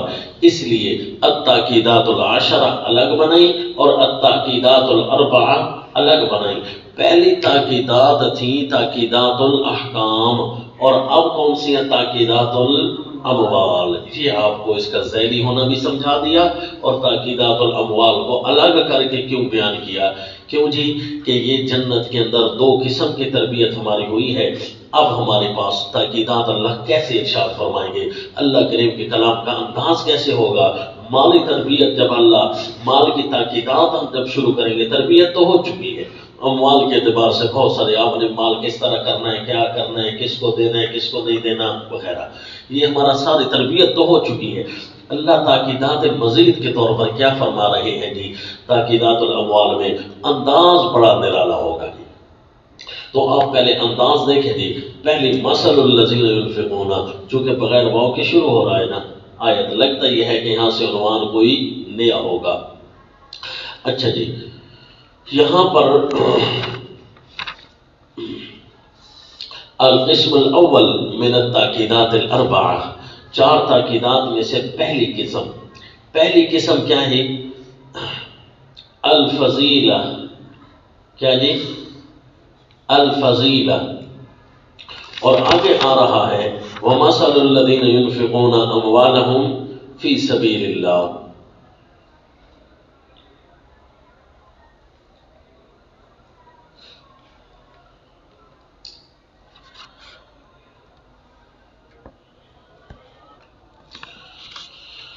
یہ جو دوسرا وَمَثَلُ ہے، وَمَثَلُ الَّذِينَ يُنْفِقُونَ، یہ بھی اسی کے ساتھ ہے۔ کیا جی؟ پہلے آپ نے کیا لکھا القسم الاول کے اندر؟ الفضیلۃ والتفضیل، الفضیلۃ والتفضیل، کیونکہ آگے جو وَمَثَلُ الَّذِينَ يُنْفِقُونَ ہے نا، یہ تفضیل پر مشتمل ہے، اور پہلا مَثَلُ الَّذِينَ يُنْفِقُونَ فضیلت پر مشتمل ہے، الفضیلۃ والتفضیل۔ تو یہ پہلی قسم ہماری ختم ہو جائے گی تاکیدات الاربع کی۔ پہلی تاکید ہے، اس کے اندر فضیلت اور تفضیل کا بیان ہے۔ یا ایھا الذین آمنوا سے یہ قسم ثانی شروع ہو رہی ہے، تو یہ اس وقت آپ کو لکھواؤں گا، ٹھیک ہے جی۔ قسم ثانی من التاکیدات الاربعہ، یعنی تاکید ثانی، ٹھیک ہے جی۔ لیکن اب پہلی تاکید پڑھتے ہیں جی۔ مثل الذین ينفقون اموالهم فی سبیل اللہ کمثل حبۃ انبتت سبع سنابل۔ تاکید کا انداز عجیب اپنایا جی۔ پہلی تاکید میں اللہ نے فضیلت کا بیان کیا۔ فضیلت دو قسم کے لوگ ہوتے ہیں جی مال کے اعتبار سے، ایک مال ہونے کی وجہ سے فضیلت اور ایک مال نہ ہونے کی وجہ سے فضیلت۔ مال کی وجہ سے فضیلت آ گئی نا، کہ ایک کے پاس مال ہے تو اس کی وجہ سے فضیلت ہے، اور ایک کے پاس مال نہیں ہے تو اس کی وجہ سے فضیلت ہے۔ وہ کیسے بنتی ہے جی؟ پہلے تو یہ دیکھ لو نا جی فضیلت کا بیان۔ مثل الذین ينفقون اموالهم فی سبیل اللہ، مثال ان لوگوں کی، حالت ان لوگوں کی، ينفقون اموالهم جو اپنے مالوں کو خرچ کرتے ہیں، فی سبیل اللہ اللہ کی راہ میں، کمثل حبۃ ان لوگوں کی مثال، توجہ کرنا، کمثل حبۃ ایک دانے کی طرح کوئی چیز کی مثل، حبہ مثل حبۃ ایک دانہ اٹھاؤ نا اس کی مثال کی طرح ہے، دانے کی مثال کی، دانے کی طرح بھی نہیں، دانے کی مثال کی طرح ان لوگوں کی حالت ہے جو اللہ کی راہ میں خرچ کرتے ہیں۔ تو لفظ دیکھیں کمثل حبۃ نہیں بلکہ کمثل حبۃ، یہ فرق بھی دیکھنا ہے۔ مثل الذین ينفقون اموالهم، اب ان کے اموال کی مثال نہیں بیان کر رہے بلکہ ان کی اپنی مثال بیان ہو رہی ہے۔ مثل الذین ينفقون، مثل اموال الذین ينفقون اموالهم فی سبیل اللہ ہوتا نا تو بات ہوتی، یہ محذوف ہم اپنی طرف سے کیوں نکالیں؟ لہذا پہلے تو اس طریقے سے کلام کو سمجھے جس طرح اللہ کریم ہمارے ساتھ کلام فرما رہے ہیں۔ ان لوگوں کی مثال جو اللہ کی راہ میں مال خرچ کرتے ہیں ایک دانے کی طرح ہے، نہ دانے کی طرح نہیں ہے بلکہ دانے کی ایک مثل، اس مثل کی طرح ہے، دانے کی مثال کی طرح۔ دانے کی مثال اب کیسے بنے؟ یوں سمجھو دانے کی حالت کی طرح ہے، آسان سمجھنا ہو گیا نا۔ مثل حالت کو کہتے ہیں، مثل الذین ينفقون ان لوگوں کی حالت جو اللہ کی راہ میں مال خرچ کرتے ہیں دانے کی حالت کی طرح ہے، آسان ہو گیا ایک۔ اب جی ہے تو مثال مال کی، لیکن اللہ نے مال کی بجائے مال والوں کی مثال دانے کی طرح بنا دی جی، کمثل حبۃ۔ لیکن ہم دیکھ رہے ہیں جی اللہ کی کلام ہے، اللہ کی کلام کے اوپر ہم اپنی طرف سے زبردستی تو نہیں کرتے، اسی کو سمجھتے ہیں۔ کمثل حبۃ انبتت سبع سنابل، ان لوگوں نے جنہوں نے مال کو اللہ کی راہ میں خرچ کیا ہے، کمثل حبۃ انبتت سبع سنابل ایک دانے کی حالت کی طرح ہیں وہ لوگ، وہ جو باغ کے اندر ایک دانہ، پورے باغ اور پوری کھیت کے اندر ہے جی، فصل کے اندر بہت سارے دانے ڈالے جاتے ہیں تاکہ اس سے کوئی کوپل شاخل وغیرہ نکلے۔ تو اسی طرح کائنات انسانیت کی بکھری ہوئی فصل کے اندر یہ جو فی سبیل اللہ میں مال خرچ کرتے ہیں نا، ان کی مثال اس قیمتی دانے کی طرح ہے جو پوری کھیت میں ایک ایسے دانہ، اس کو قیمتی شمار کیا جاتا ہے کہ جس دانے پر کوئی بیماری نہ لگے، اور وہ دانہ ایک دانہ ڈالا جائے اور وہاں سے 7 سٹے نکالتا ہے، فی کل سنبلۃ مئۃ حبہ، اور پھر اس کے سٹے کے اندر بھی کوئی بیماری نہیں ہے، نہ تنے میں بیماری ہے نہ سٹے میں بیماری ہے، ہر سٹے کے اندر 100 دانہ ہے، تو پوری کھیت کے اندر وہ دانہ کتنا قیمتی شمار ہوگا نا شمار۔ تو اسی طرح پوری کھیت کے اندر جو سارے دانے ہی اسی طرح ہوں تو کیا ہی بات ہے، پھر تو کھیت والے کی کیا ہی بات ہے جی۔ فی کل سنبلۃ مئۃ حبہ واللہ یضاعف لمن یشاء، اور اللہ بڑھاتا ہے جس کے لیے چاہتا ہے، جس کو چاہتا ہے جس کے لیے چاہتا ہے، دونوں لفظ ہیں جی، واللہ یضاعف لمن یشاء، اگر اللہ چاہتا ہے جس کے لیے، اس کے لیے بڑھاتا ہے، یعنی اس کے اموال کو اللہ بڑھائے گا اسی طرح، یا جس کو چاہتا ہے اللہ اس کو اس مثال سے بھی زیادہ بڑھا دے گا۔ اب ذرا توجہ کرنی ہے جی کہ اللہ نے دینی تو تربیت تو ہماری اموال کی طرح کرنی تھی، مثال تو ایسی دینی چاہیے تھی جس سے اموال کی فضیلت ثابت ہو. اللہ کی راہ میں مال خرچ کرتے ہیں نا، ان کے مال کی مثال ایسے ہے کہ ایک دانہ اور اس دانے کے اوپر نکلنے والے 7 سٹے، ایک اللہ کی راہ میں خرچ کرو تو یوں سمجھو 7 سٹے ہیں اور ہر سٹے میں 100 دانہ ہے، تو ایک کے بجائے 700. تو اللہ نے وہ اسلوب اختیار نہیں فرمایا، اسلوب یہ ہے. اور دیکھو نا جی، اگر مال کی ہی مثال دینی ہوتی جی تو اس کی مثال یوں ہو کہ ایک دانے سے 100 دانے نکلے آگے، ایک دانے سے پیدا ہوئے، یہ 7 والا شعبہ درمیان میں نہ ہوتا. مثلا ایک دانے سے ایک خوشہ نکلا ہے اور ایک خوشے کے اندر 100 دانے ہیں جی، یوں بھی ہو سکتا تھا. تو اللہ نے 7 کو اسپیشل کر کے ذکر فرمایا جی. حالات تو یہی سوچنے کے ہیں، تدبر تو یہی کرنا ہے. اور مزے کی بات یہ ہے کہ جب یہ عنوان ختم ہونے لگے گا نا، مثال پہلی تاکید ختم ہونے لگی، اللہ وہاں بھی فرمائیں گے کچھ سوچو تو صحیح نہ ہو.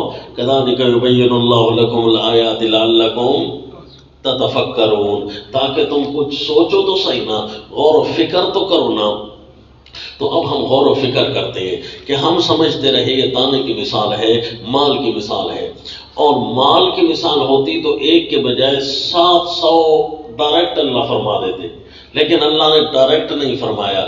اس کا مطلب ہے درمیان میں کوئی خوشوں کا بھی تذکرہ اسپیشلی ہے، یہ کوئی زائد از فضیلت رہی ہے. تو ان لوگوں کی مثال جنہوں نے اپنے مال کو ان کی مثال سمجھ آئے گی مبالغتاً، اور پھر ان کے اموال کی مثال بھی سمجھ آ جائے گی. وہ لوگ ایسے ہیں کہ جس طرح پوری کھیت میں ایک دانہ ہو اور اس سے 7 سٹے نکلے ہوں، اس ایک بندے کی وجہ سے 7 جگہوں پر آسانیاں پیدا ہوئی ہیں. نمبر 1 اپنے آل و عیال پر، نمبر 2 اپنے پڑوسیوں پر جی، کیونکہ یہ بندہ جس کی وجہ سے اس کے پڑوس پر بھی گویا کہ رحمت آ رہی ہے. یہ مال والا اتنا قیمتی ہے، اس کے شہر والے، اس کے پڑوس والے بڑی آسانی سے ہیں. نمبر 3 اس کے رشتہ دار بڑے آسانی سے ہیں، کیوں جو خرچ کرنے والا ہوتا ہے نا، اس کا اڑوس پڑوس بھوکا نہیں مرتا. جو خرچ کرنے والا اہل خیر بندہ موجود ہونا، اس کے رشتہ دار قوم قبیلہ ضائع نہیں ہوتا. اہل و عیال تو اس کے سحر ہو کر کھاتے ہیں. اور اسی طرح اس کی وجہ سے کاروبار میں کافی ترقی ہوتی ہے، اڑوس پڑوس کی دکانوں کو کافی فائدہ ہوتا ہے، کاروبار کے اندر بڑی اچھی ترقی ہوتی ہے. اور ان کاروبار کی وجہ سے اور ان کاروبار والوں کی وجہ سے ان زمین والوں کا بھی بڑا فائدہ ہوتا ہے جہاں سے یہ دکان والے چیزیں لے کر آتے ہیں جی.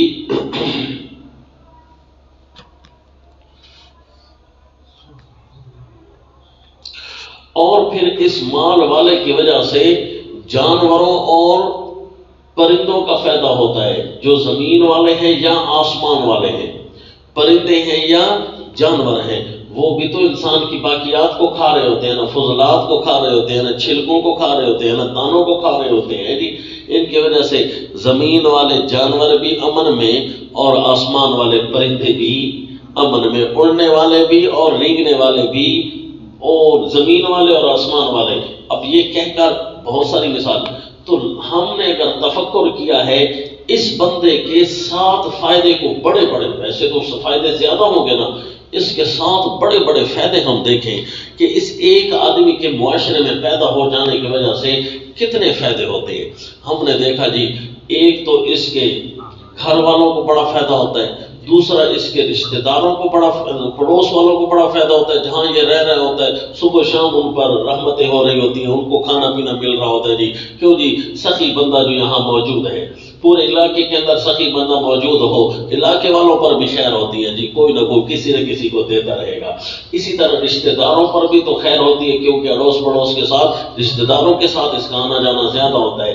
دوسرا، کاروبار والے، کاروباری مراکز کو بڑا فائدہ ہو جاتا ہے، کیوں جی ان سے خرید رہا ہوتا ہے، ان کی دکانیں بھی چمک رہی ہوتی ہیں اس ایک آدمی کی وجہ سے، اور پھر ان زمینداروں کا اسپیشلی فائدہ ہو جاتا ہے، ان لوگوں کا سٹاکسٹ کا زیادہ فائدہ ہو جاتا ہے جہاں سے وہ چیزیں اکٹھی کرتے ہیں۔ اب سارے تو نہیں نا پوری دکان کے اندر چیزیں، کوئی ہوتے ہیں گندم والے، کوئی ہوتے ہیں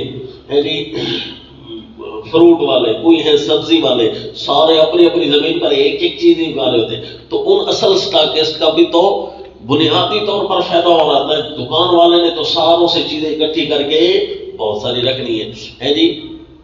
اسی طرح ان کی وجہ سے پرندوں کا بھی فائدہ ہو گیا اور جانوروں کا بھی فائدہ ہو گیا۔ اب جانور زمین کے دو قسم کے ہو گئے، کون سے؟ جو پانیوں میں رہتے ہیں یا زمین پر رہتے ہیں، ہے جی۔ اور فضائی پرندوں کا بھی فائدہ ہو گیا، وہ بھی تو دو قسم کے ہوتے ہیں، کوئی ایسے ہیں جو زمین پر اچک کر آ کر کھاتے ہیں، دیکھا جی ہم نے، کوئی ایسے ہیں جو زمین سے آتے ہیں اچک لیتے ہیں، اور کوئی ہے زمین پر نہیں آتے بلکہ اوپر ہی رہتے ہیں جی۔ آپ نے شاہین کو اپنے علاقوں میں دیکھا تو ضرور ہوگا، روزانہ صبح آپ نے دیکھا ہے کبھی؟ روزانہ دیکھا کرو نا، اوپر آپ کے آسمان پر شاہین نظر اڑ رہے ہوتے ہیں، یہ جو چیلیں ہوتی ہیں نا، چیلوں کے ساتھ وہ اڑ رہے ہوتے ہیں، اور ان کی شکل آپ کو اگر معلوم ہو جائے تو آپ کہیں گے کہ یہ باز ہے اور یہ چیل ہے۔ اکثر آپ دیکھیں گے یہ اڑ رہے ہوتے ہیں اور آپ کی توجہ کم ہوتی ہے۔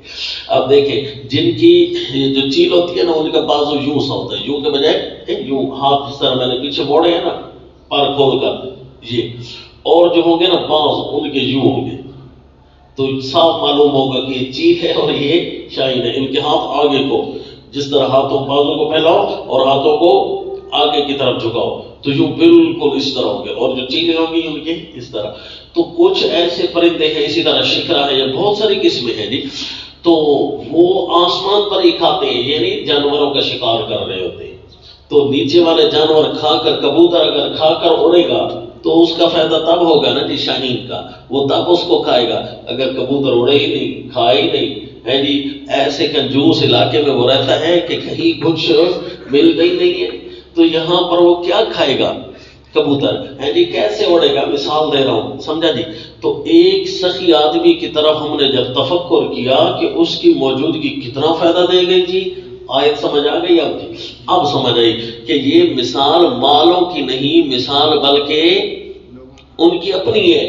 وہ خود لوگ اس دانے کی طرح ہیں، ایک دانہ ہو کر 7 سٹے اگاتا ہے، اور ہر سٹے کا پھر 100 فائدے ہیں۔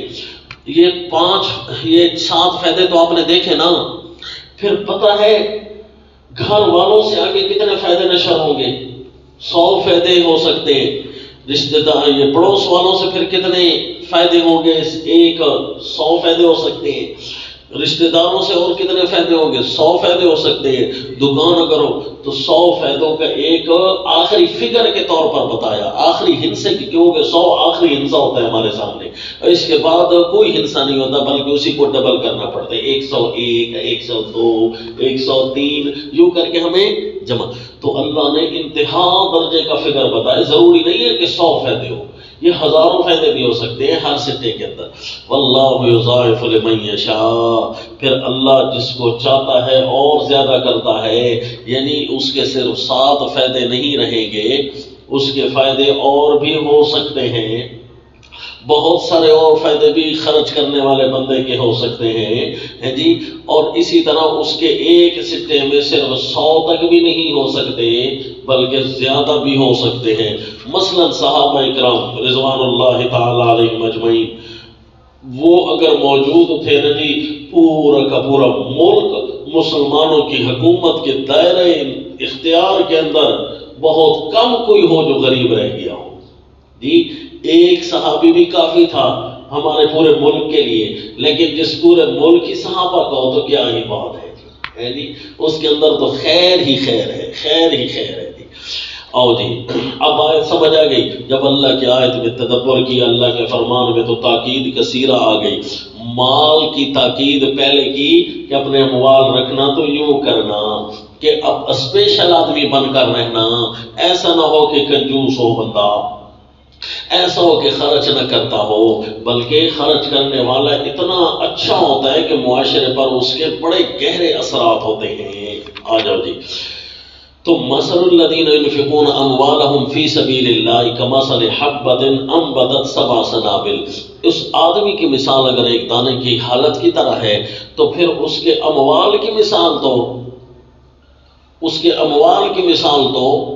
بہت زیادہ ہوگی. کیوں جی؟ اس نے 7 جگہوں پر خرچ کیا ہے. پتہ نہیں کتنا ہے.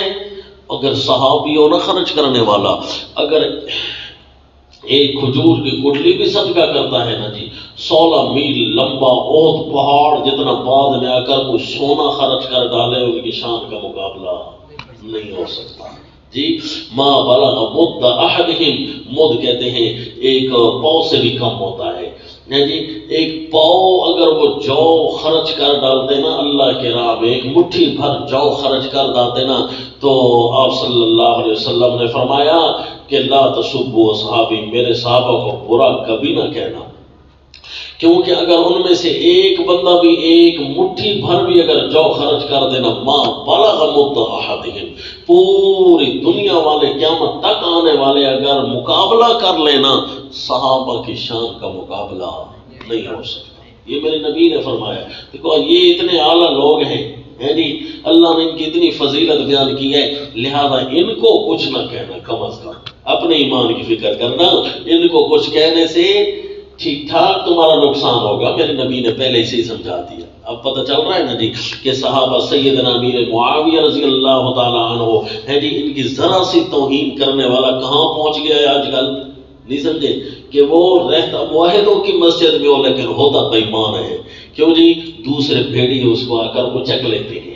وجہ کہ ایک صحابی کی توہین. ایک ساتھی میرا کہہ رہا تھا اچانک جی میرا بڑا قریبی نمازی دوست تھا، بڑا روزانہ اٹھک بیٹھک کھانا پینا اکٹھا تھا، لیکن کیا کروں اچانک دیکھا اس کی نماز میں کوئی تبدیلیاں شروع ہو گئی ہیں اور گمراہی کے قریب. مجھے تو اتنی پریشانی ہوئی، کہنے لگا دوست جو قریبی تھا کہ پریشانی اتنی زیادہ ہوئی کہ مجھے ابھی تک کھانا اچھا نہیں لگ رہا. تیسرا میرا دن ہے، میرا مقتدی تھا، میرے پاس پڑھا ہے، میرے پاس سمجھا ہے، بڑا اچھا آدمی، بڑا عمدہ ورکر، اور یہ ہو گیا ہے.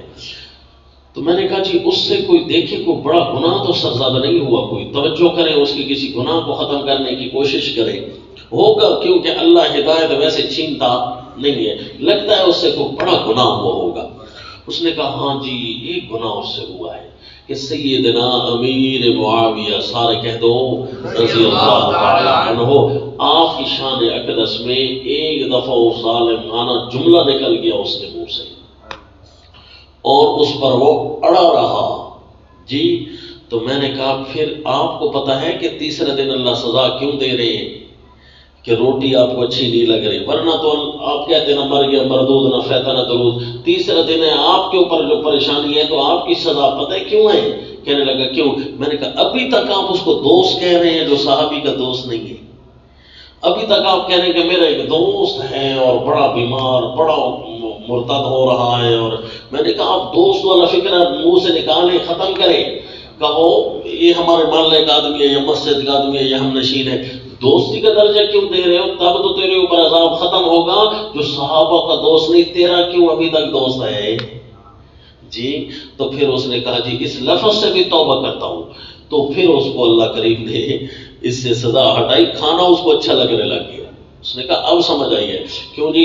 جس سے بڑا گناہ ہو جائے نا تو قرآن میں ہے واللہ لا یہدی القوم الظالمین، اللہ ظالموں کو پھر راہ نہیں دیتا، ہدایت ان سے اللہ چھین لیتا ہے.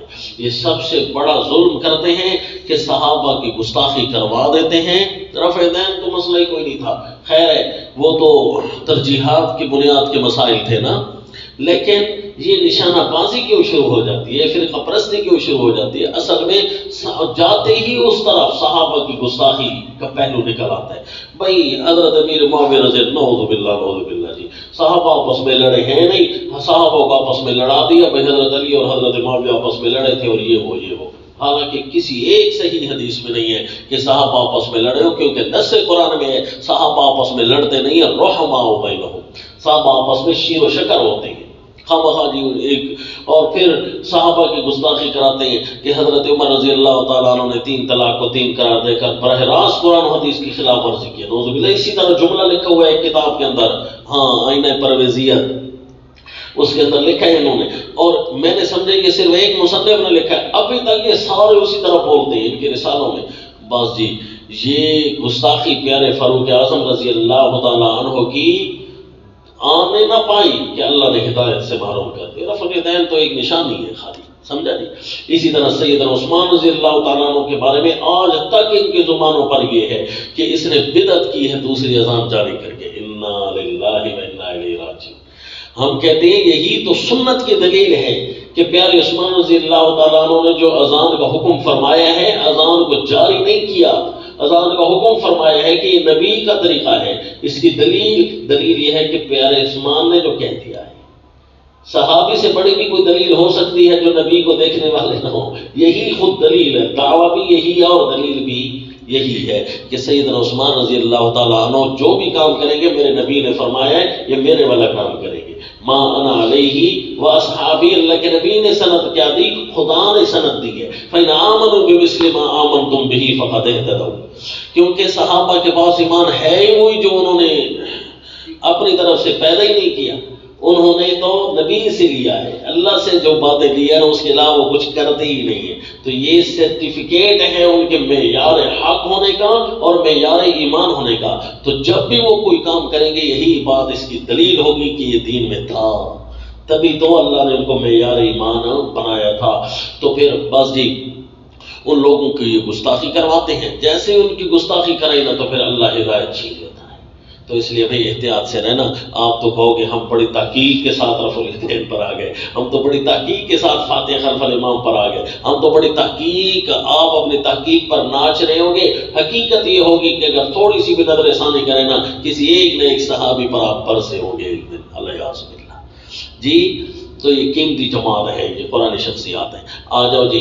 تو یہ صحابی اگر خرچ کرنے والے ہوتے تو کیا بات ہے. اور پھر صحابہ میں سے بھی جو فتح مکہ سے پہلے خرچ کرنے والے تھے قرآن نے ان کی پھر الگ ہی شان بیان کی ہے جی. لا يستوي منكم من انفق من قبل الفتح وقاتل اولئك اعظم درجة من الذين انفقوا من بعد وقاتلوا. کہ یہ لوگ جنہوں نے فتح مکہ سے پہلے خرچ کیا ہے یہ لوگ اتنے اعلیٰ ہیں کہ بعد میں آنے والے ان کے برابر نہیں ہو سکتے. کل وعد اللہ الحسنى، اگرچہ ساروں کے ساتھ اللہ نے جنت کا ہی وعدہ کیا ہے. آؤ جی شان دیکھ لیجیے. تو جب ان کی مثال اتنی اعلیٰ ہے تو پھر ان کے مال کی مثال کتنی ہوگی جی. ان کی مثال اتنی اعلیٰ ہے تو ان کے مال کی مثال کتنی اعلیٰ ہوگی. تو اشارہ یہ بھی مال کا بھی ہو سکتا ہے، ورنہ مال ایسی چیز ہے جس کی انتہائیں ہمیں نہیں پتا کہ یہ اس کی کتنی شان ہو سکتی ہے. ایک کے بدلے 700 ملنا یہ تو اس آیت کی تفسیر نہیں بلکہ تصویر ہے، مستفاد ہے. اس آیت سے ایک کے بدلے میں 700 ہو سکتا ہے ملتا ہو. کیوں جی؟ اس آیت سے مستفاد ایک فرد اس آیت کے یہ ہو سکتا ہے، سارے افراد اس آیت کے یہ نہیں. سارے افراد تو یہ اللہ نے اس کی شان بیان کی ہے. کمثل حبۃ انبتت سبع سنابل فی کل سنبلۃ مئۃ حبۃ. چونکہ اللہ کریم نے فرمایا ينفقون اموالهم فی سبیل اللہ، تو یقیناً ان کے مال کی بڑھوتری بھی اسی طرح ہوگی. مئۃ حبۃ واللہ یضاعف لمن یشاء، یہ لفظ بھی اشارہ کر رہا ہے کہ ان کے مال بھی اس کے اندر شامل ہے. واللہ یضاعف لمن یشاء، مال اس آیت کے افراد میں سے ایک فرد ہے، نہ کہ یہ پورا، بلکہ یہ اصل تو شان مال والے کی بیان ہو رہی ہے. واللہ یضاعف لمن یشاء، اللہ بڑھاتا ہے. کیا بڑھاتا ہے جی؟ درجات بڑھاتا ہے، اس کی شان بڑھاتا ہے، اس کے مال بڑھاتا ہے، سب کچھ اندر آ گیا. یہ تو مثال اس کی یہاں تک ہے. واللہ یضاعف لمن یشاء واللہ واسع، اللہ بڑا وسیع بخشنے والا ہے، علیم سب کچھ جاننے والا ہے، بڑا وسیع بخشنے والا ہے. جو کچھ بھی دیتا ہے وسعت سے دے سکتا ہے. اور کس کو دینی ہے؟ علیم، اس کو پتہ ہے جس کو دینی ہے۔ الذین ینفقون، یہ فضیلت کا بیان ہے جی۔ پہلی آیت فضیلت اور دوسری آیت کے اندر ترغیب الی الادب، کہ جی یہ ابھی پہلی قسم چل رہی ہے نا، ادب کی ترغیب دے دی۔ الذین ینفقون اموالہم فی سبیل اللہ، جو لوگ خرچ کرتے ہیں اپنے مالوں کو اللہ کی راہ میں، ثم لا یتبعون ما انفقوا منا، پھر وہ خرچ کرتے ہیں، ثم لا یتبعون، خرچ کرنے کے بعد، ما انفقوا منا، پھر نہیں پیچھے لاتے خرچ کرنے کے، ما انفقوا، جو انہوں نے خرچ کیا ہے اس کے پیچھے نہیں لاتے، منن، احسان کو، لا یتبعون، یہ تو ہوگا لفظی معنی، اور مرادی معنی پورا کا پورا یوں کریں، خرچ کرنے کے بعد احسان نہیں رکھتے، ما انفقوا منن، کسی کا احسان نہیں رکھتے، کسی پر احسان نہیں رکھتے، ثم لا یتبعون ما انفقوا منا، وہ کسی پر احسان نہیں رکھتے، ولا اذن، اور نہ ستاتے ہیں انہیں، ایذا بھی نہیں دیتے، وَلَهُمْ أَجْرُهُمْ عِنْدَ رَبِّهِمْ وَلَا خَوْفٌ عَلَيْهِمْ وَلَا هُمْ يَحْزَنُونَ۔ پھر ان کا اجر کیا ہوگا جی؟ ان کے اجر کی کوئی انتہا ہے؟ کہا ان کا جو اجر ہوگا نا وہ ایک کے بدلے 700 نہیں، بلکہ وہ کتنا ہے؟ بہت زیادہ ہے۔ لَهُمْ أَجْرُهُمْ عِنْدَ رَبِّهِمْ، ان کا اجر ان کے رب کے پاس ہے، وَلَا خَوْفٌ عَلَيْهِمْ وَلَا هُمْ يَحْزَنُونَ، نہ ڈر ہے ان پر اور نہ وہ غمگین ہوں گے۔ اجر تو بہت زیادہ ہے نا جی۔ اس آیت سے اگرچہ اشارہ ایک کے بدلے 700 کا ملا، صرف اشارہ ہے، صرف وہ اشارہ ہے، کیونکہ اس کی اپنی حالت جو بڑی عمدہ ہے، تو ورنہ اجر تو بہت زیادہ ہے۔ اس ایک اشارے کی رعایت کرتے ہوئے بھی میں اپنے دوستوں کو کہتا رہتا ہوں، اگر کسی پر صدقہ قرضہ زیادہ ہونا، تو اس کو پیسے نہ مل رہے ہوں، یا اس کی ضروریات زندگی کوئی ایسی آ جائیں کہ اس کو پیسے نہ مل رہے ہوں، تو سوچے کہ میرے پاس قرضہ کتنا ہے جو میں نے دینا ہے لوگوں کا، یا میری وہ ضرورت جو اچانک آ پڑی ہے اس کے علاوہ چارہ نہیں تھا۔ ایک تو ہوتا ہے نا چارہ ہوتا ہے، دوسرا اور ہم اپنی ضرورت خود بنا لیتے ہیں، وہ نہ، بلکہ وہ تو حاجت ہوتی ہے جی، ضرورت جس کے بغیر چارہ ہی نہ ہو، تو وہ اس کے کتنے پیسے ہیں؟ مثلا 700 روپے میں نے کسی کا دینا ہے، یا مثلا 700 روپے کی چیز ہے اور میرے پاس 700 نہیں ہے، تو اس آیت کا اشارہ تو بتا رہا ہے نا، وَاللَّهُ يُضَاعِفُ لِمَن يَشَاءُ کا اشارہ بتا رہا ہے کہ اموال کی حالت بھی اسی طرح ہو سکتی ہے۔ اموال کی حالت بھی جس طرح مال والے کی حالت یہ ہے، تو مال کی حالت بھی ہو سکتا ہے اسی طرح ہو سکتی ہو، لہذا 1 روپیہ اللہ کی راہ میں خرچ کر لو، انشاءاللہ 700 روپے قرضہ اتر جائے گا، کیونکہ ایک کے بدلے 700 کا اشارہ تو ہے نا جی۔ تو 1 خرچ کر دو، انشاءاللہ 700 روپے کی ضرورت پوری ہو جائے گی۔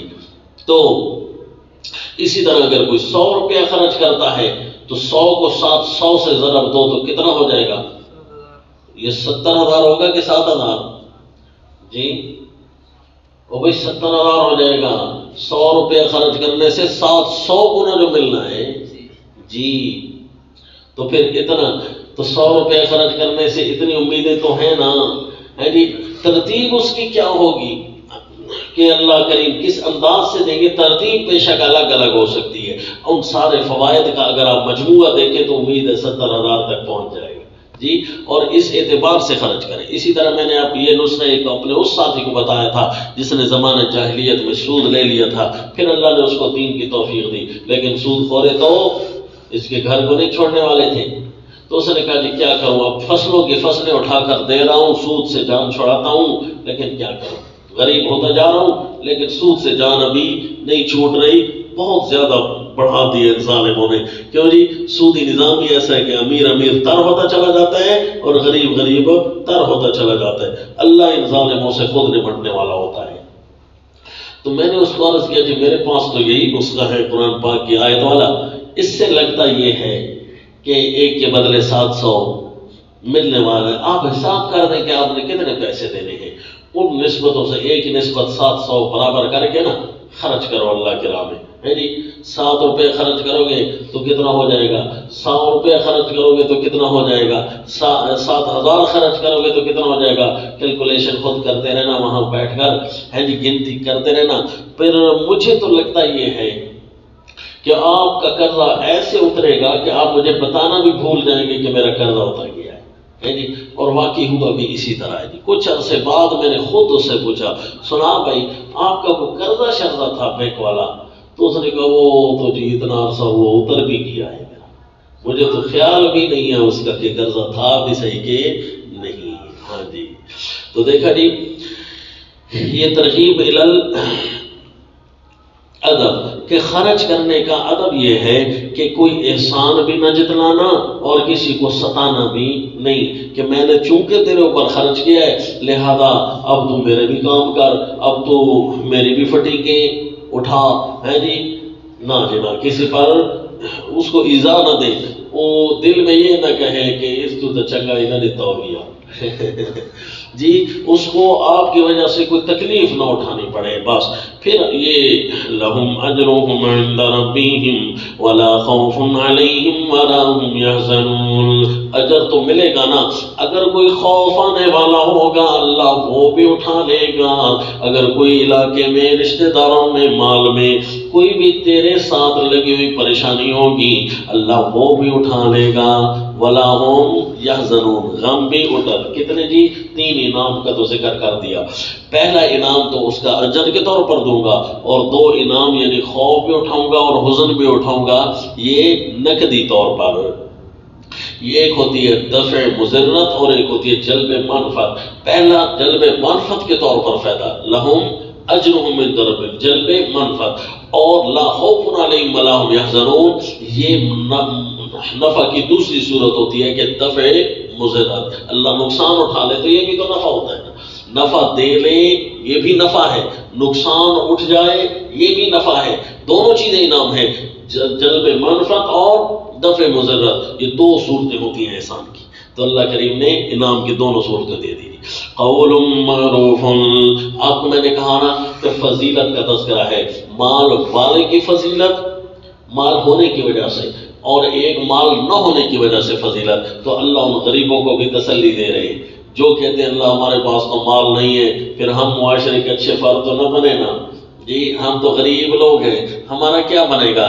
تو اب دیکھو جی، قول معروف ومغفرۃ خیر من صدقۃ یتبعها اذى واللہ غنی حلیم، نرم جواب دینا، قول معروف، یہ سہا لغت کی کتاب ہے نا عربی کی، اس کے اندر یہ معروف ایک تو ہوتی ہے نا شناختہ پہچان والا معنی، اور ایک ہے نیکوئی، نیکوئی فارسی کے اندر ہے، نیکوئی اس کا معنی لکھا ہے، یعنی شیخ القرآن رحمہ اللہ اس کے 2 معنی سمجھاتے تھے۔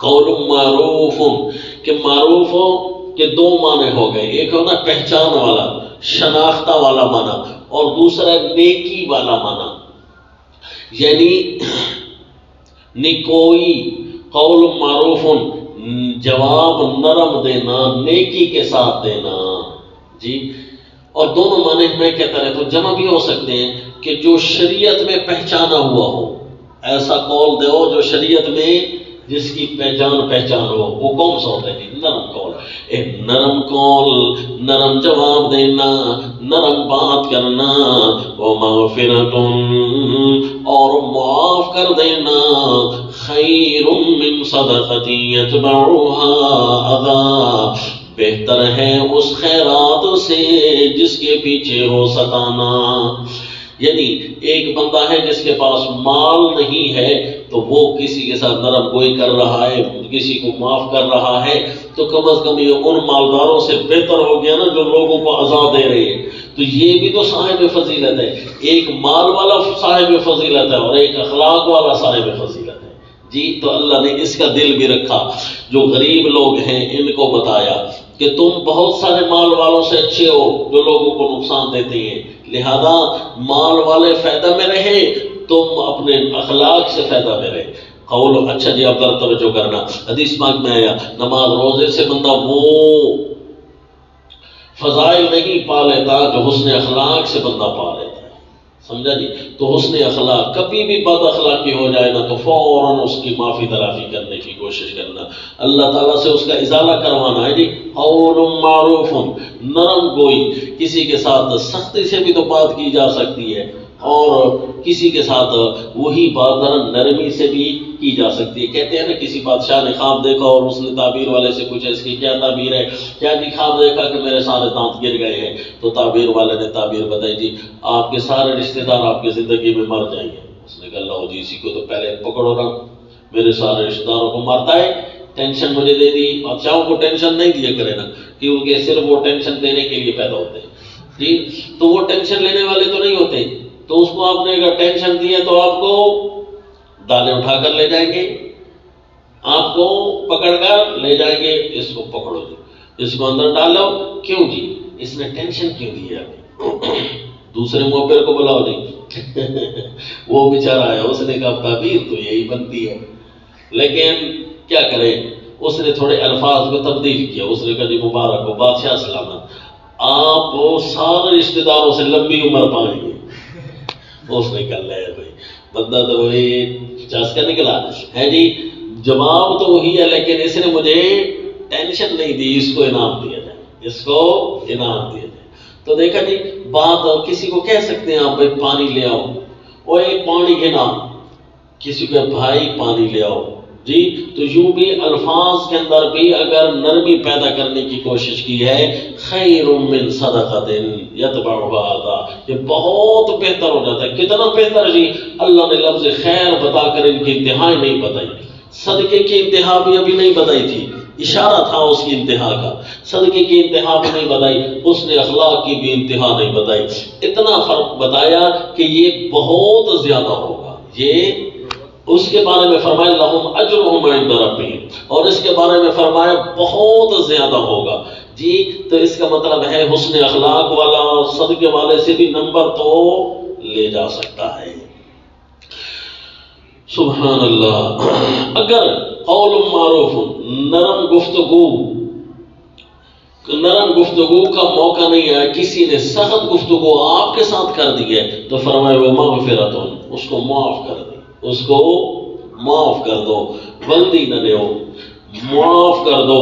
مغفرۃ خیر من صدقۃ یتبعها اذى، یہ اسی طرح ہے نا حدیث پاک میں کہ کسی کے ساتھ اچھا سلوک کرنا یہ بھی احسان ہے، روزانہ ہر جوڑ کے عوض صدقہ ہے، ہر جوڑ کے عوض حدیث پاک میں ہے کہ صدقہ دو۔ تو بھائی مال نہیں دے سکتے تو کسی کو فائدہ پہنچانا بھی تو صدقہ ہے، یعنی راستے سے نقصان دہ چیز کو ہٹا لینا بھی تو صدقہ ہے۔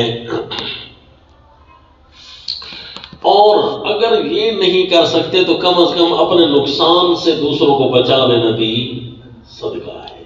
کم از کم آپ اپنے نقصان تو نہ دینا کسی کو، اور فائدہ نہیں پہنچا سکتے تو یہ بھی ایک صدقہ ہے۔ وہ مغفرۃ، کم از کم اس کو معاف تو کر دیں، چلو اس کو نقصان نہیں پہنچاتے۔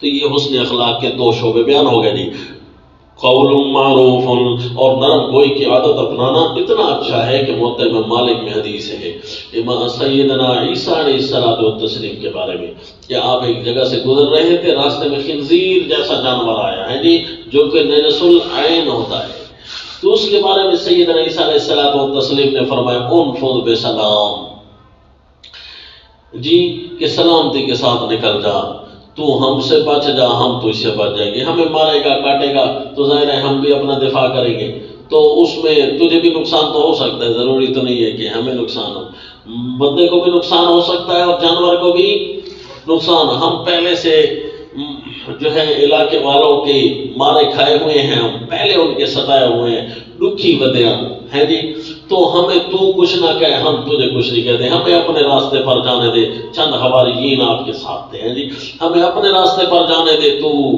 انفض بسلام ہے۔ تو صحابہ نے آپ سے پوچھا جو آپ کے ساتھ چل رہے تھے کہ آپ نے یہ خنزیر کو یہ جملہ کہہ دیا، بڑے پیار کے ساتھ آپ نے جملہ بول رہے تھے، آپ تو آپ نے فرمایا وہ اگرچہ خنزیر تھا لیکن میں اپنی زبان کو اچھے الفاظ کی عادت ڈال رہا تھا، کیونکہ سامنے جو کوئی درندہ آ جائے تو سب سے پہلے بندے کی زبان سے کیا نکلتا ہے؟ ایسا کوئی لفظ نکلتا ہے کہ بندہ خود سوچے۔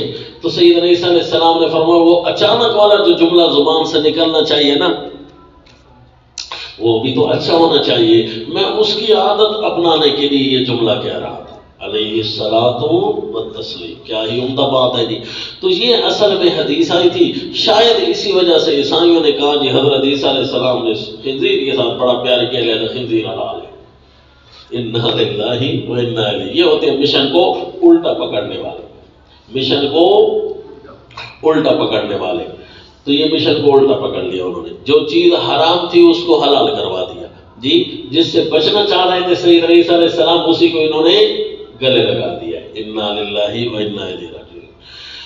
تو اصل وجہ یہ تھی قول معروف و مغفرۃ خیر من صدقۃ یتبعها اذى۔ اور آپ دیکھ لیں کہ جو بندہ ہنس ہنس کر زیادہ بولتا ہے نا وہ جلدی بوڑھا نہیں ہوتا، جو ہنستا زیادہ رہتا ہے نا، مسکرا مسکرا کر گفتگو کرتا ہے، وہ جلدی بوڑھا نہیں ہوتا، جلدی کمزور نہیں ہوتا، کیونکہ وہ ٹینشن فری آدمی ہوتا ہے۔ اور جو ٹینشن فری آدمی ہو جائے نا تو اس پر دکھ مصیبتیں جو کم ہو تو ہنستا مسکراتے رہنے والا وہ ذرا صحت مند ہوتا ہے، اور ایک بیچارہ جس پر پریشانیاں بیماریاں آزمائشیں زیادہ ہوں تو ان ٹینشنوں کی وجہ سے وہ جوان بھی بوڑھا ہو جاتا ہے، وہ بھی مشکل سے چل سکتا ہے۔ کیوں جی؟ کہ اس کے اوپر یوم یجعل الولدان شیبا، کیونکہ دن قیامت بچوں پر بھی تو بڑھاپا آ جائے گا۔ کیوں جی؟ کتنی زیادہ جو ٹینشن ہوگی، یہ مثال ہے کہ اگر وہاں کوئی بچے ہوں گے تو وہ بھی بوڑھے ہو جائیں گے، اتنی ٹینشن۔ تو ٹینشن فری ہونا تو بندہ بوڑھا بھی بچہ بن جاتا ہے، جوان بن جاتا ہے۔ کیوں جی؟ ٹینشن فری ہو جاتا ہے۔ تو اسی لیے کہا جی جو بہت بوڑھے ہو جاتے ہیں نا بیچارے تو وہ بھی بچوں کی طرح ہو جاتے ہیں۔ کیوں جی؟ وہ اس وقت ٹینشن فری ہو جاتے ہیں، وہ سارا بوجھ اپنی اولاد پر بھیج کر خود وہ کھیلنا چاہتے ہوتے ہیں کچھ عرصے کے لیے۔ تو کیوں جی؟ انہوں نے بڑی بیچاروں نے ٹینشنیں برداشت کی ہیں۔ تو اس لیے جی ہنس ہنس کر گفتگو کرنا تاکہ آپ کا ٹینشن کا ماحول فری ہو جائے۔ اس پر ہم کیوں نہ زور لگائیں جو اللہ کریم اسی بات کی پر تاکید فرما رہے ہیں، تو ہم بھی بڑی تاکیدی گفتگو کریں گے۔ اللہ کریم ہم سب کی مدد فرمائے۔ جی کوشش کریں زبان کے اندر نرم لانے کی، بیان کے اندر نرمی لانے کی۔ بیان کے اندر نرمی لائیں، سامعین بیٹھ جاتے ہیں، معاشرے میں نرمی لائیں تو وہ فریفتہ ہو جاتے ہیں۔ اسی طرح گھر بار کے اندر ذرا نرم نرم جملے بولنے کی کوشش کریں، اس سے ان کی تربیت میں اچھا اضافہ ہو جاتا ہے۔ تو لہذا کہا جی اہل الثروہ، اچھا مالدار بندہ ہو اور حسن اخلاق والا ہو پھر تو کمال ہی کمال ہے۔ صحابہ ایک نام آئے نا اللہ کے نبی کے پاس، اللہ کے نبی ذہب اہل الثروہ، مال والے تو ہم سے پڑ گئے۔ کیوں جی؟ کہ وہ تو صدقات کرتے ہیں، خیرات کرتے ہیں، اور ان کی اتنی شانیں بیان ہو رہی ہیں کہ کیا ہی بات ہے، ہمارے پاس مال جو نہیں ہے۔ اللہ کے نبی نے فرمایا میں تمہیں ایسی چیز بتاتا ہوں کہ اہل الثروہ سے تم زیادہ ہو جاؤ گے۔ پھر اللہ کے نبی نے اچھے اچھے بول سکھائے، کون سے؟ سبحان اللہ والحمد للہ ولا الہ الا اللہ واللہ اکبر۔ یہ 3 تسبیحات فاطمہ جس کو کہتے ہیں نا، سبحان اللہ، الحمدللہ، اللہ اکبر، یہ 33 جیسی دفعہ، 34 دفعہ اللہ اکبر پڑھو، 100 کا فگر ہو جائے گا۔ قول معروف تو ہے نا، سب سے عارف المعروف تو یہی ہے نا جی، اللہ کی توحید بیان کرنا، عارف المعارف التوحید، سمجھا؟ تو قول معروف ان میں سارے جملے آ جائیں گے۔ تو یہ سب سے عارف تھے چونکہ، تو اللہ کے نبی نے جب ان کو سکھایا تم مال والوں سے بڑھ جاؤ گے۔ روایت میں آتا ہے کچھ عرصے بعد ہوا کر کہنے لگے اللہ کے نبی ہمارے مال والے صحابہ کو بھی یہ پتہ چل گیا ہے، وہ بھی یہ پڑھ رہے ہیں۔ تو فرمایا ذالک فضل اللہ یؤتیہ من یشاء، پھر یہ اللہ کا فضل سمجھو نا، اللہ جس کو دے، اور اللہ کے فضل میں کوئی رکاوٹ تو نہیں ہے۔ آپ بھی اللہ کا فضل خوب حاصل کرو اور وہ بھی اللہ کا فضل خوب حاصل کرے، دیکھتے ہیں بھائی کون آگے جا رہا ہوتا ہے۔ آپ قول معروف میں زیادتی شروع کر دیں جی، اور وہ بڑھا چڑھا کر قول معروف میں نیکیاں حاصل کریں۔ سابقوا فی الخیرات باذن اللہ، کیوں جی؟ نیکیوں میں مسابقت کرنی ہے، بھاگنا ہے، بڑھنا ہے۔ اور اہل الثروہ دیکھتے ہیں وہ کیسے آگے چلتے ہیں، اور آپ بھی آگے چلے، سارے کوشش کر کے جائیں گے، ہو سکتا ہے تمہاری کوشش سے اللہ تمہیں برابر کر دے، جی والسابقون السابقون اولئک المقربون، سابقون تو سابقون ہوں گے نا، والذین آمنوا واتبعتهم ذریتهم بایمان الحقنا بهم ذریتهم، ہم ان کو ان کی اولاد کے ساتھ ملا دیں گے، ان کی ذریت کے ساتھ، وما التناہم من عملہم من شیء، کسی کا عمل تھوڑا نہیں کریں گے کہ اوپر والے کو نیچے لے آئیں، بلکہ نیچے والے کو اوپر لے جائیں گے۔ تو یہ ہو سکتا ہے جی، اور تم اخلاق والا بھی ہو اور مال والا بھی ہو، پھر تو کیا ہی بات ہے۔ واللہ غنی، اور اللہ بے پرواہ ہے، نہ اللہ کو تمہارے مالوں کی ضرورت، نہ اللہ تعالیٰ کو تمہارے اقوال کی احتیاجی، اللہ بے پرواہ ہے، حلیم، بڑے تحمل والا ہے۔ اگر کوئی بد اخلاقیاں کرے یا خرچ نہ کرے، اللہ تعالیٰ بڑے حوصلے والا ہے۔ کوئی اگر اخلاق کرے اور تحمل کرے تب بھی اللہ تعالیٰ کی شان میں فائدہ نہیں ہو جائے گا، غنیوں، کیونکہ اللہ بے پرواہ ہے ہر کسی سے۔ اگر کوئی نہ کرے تو صدقہ نہ کرے اور حسن اخلاق نہ کرے تو حلیم، اللہ ویسے بھی تحمل والا ہے۔ تو غنی کرنے کے اعتبار سے، حلیم کام نہ کرنے کے اعتبار سے دو صفت لگا دی۔ یا ایھا الذین آمنو، اچھا جی، پہلے میں فضیلت، دوسرے میں ترغیب الی الادب، اور تیسرے میں تسلی و ترغیب، دونوں چیزیں آ گئی، تسلی بھی آ گئی اور ترغیب بھی آ گئی۔ اور یا ایھا الذین آمنو، اس چوتھی آیت کے اندر تنبیہ آ گئی، کیا جی؟ یہ ذرا نوٹ رکھنا چاروں باتیں۔ یا ایھا الذین آمنوا لا تبطلوا صدقاتکم بالمن والاذی، اے ایمان والو نہ ضائع کرو اپنے خیرات بالمنی، احسان رکھ کر، والاذی، ایذا دے کر۔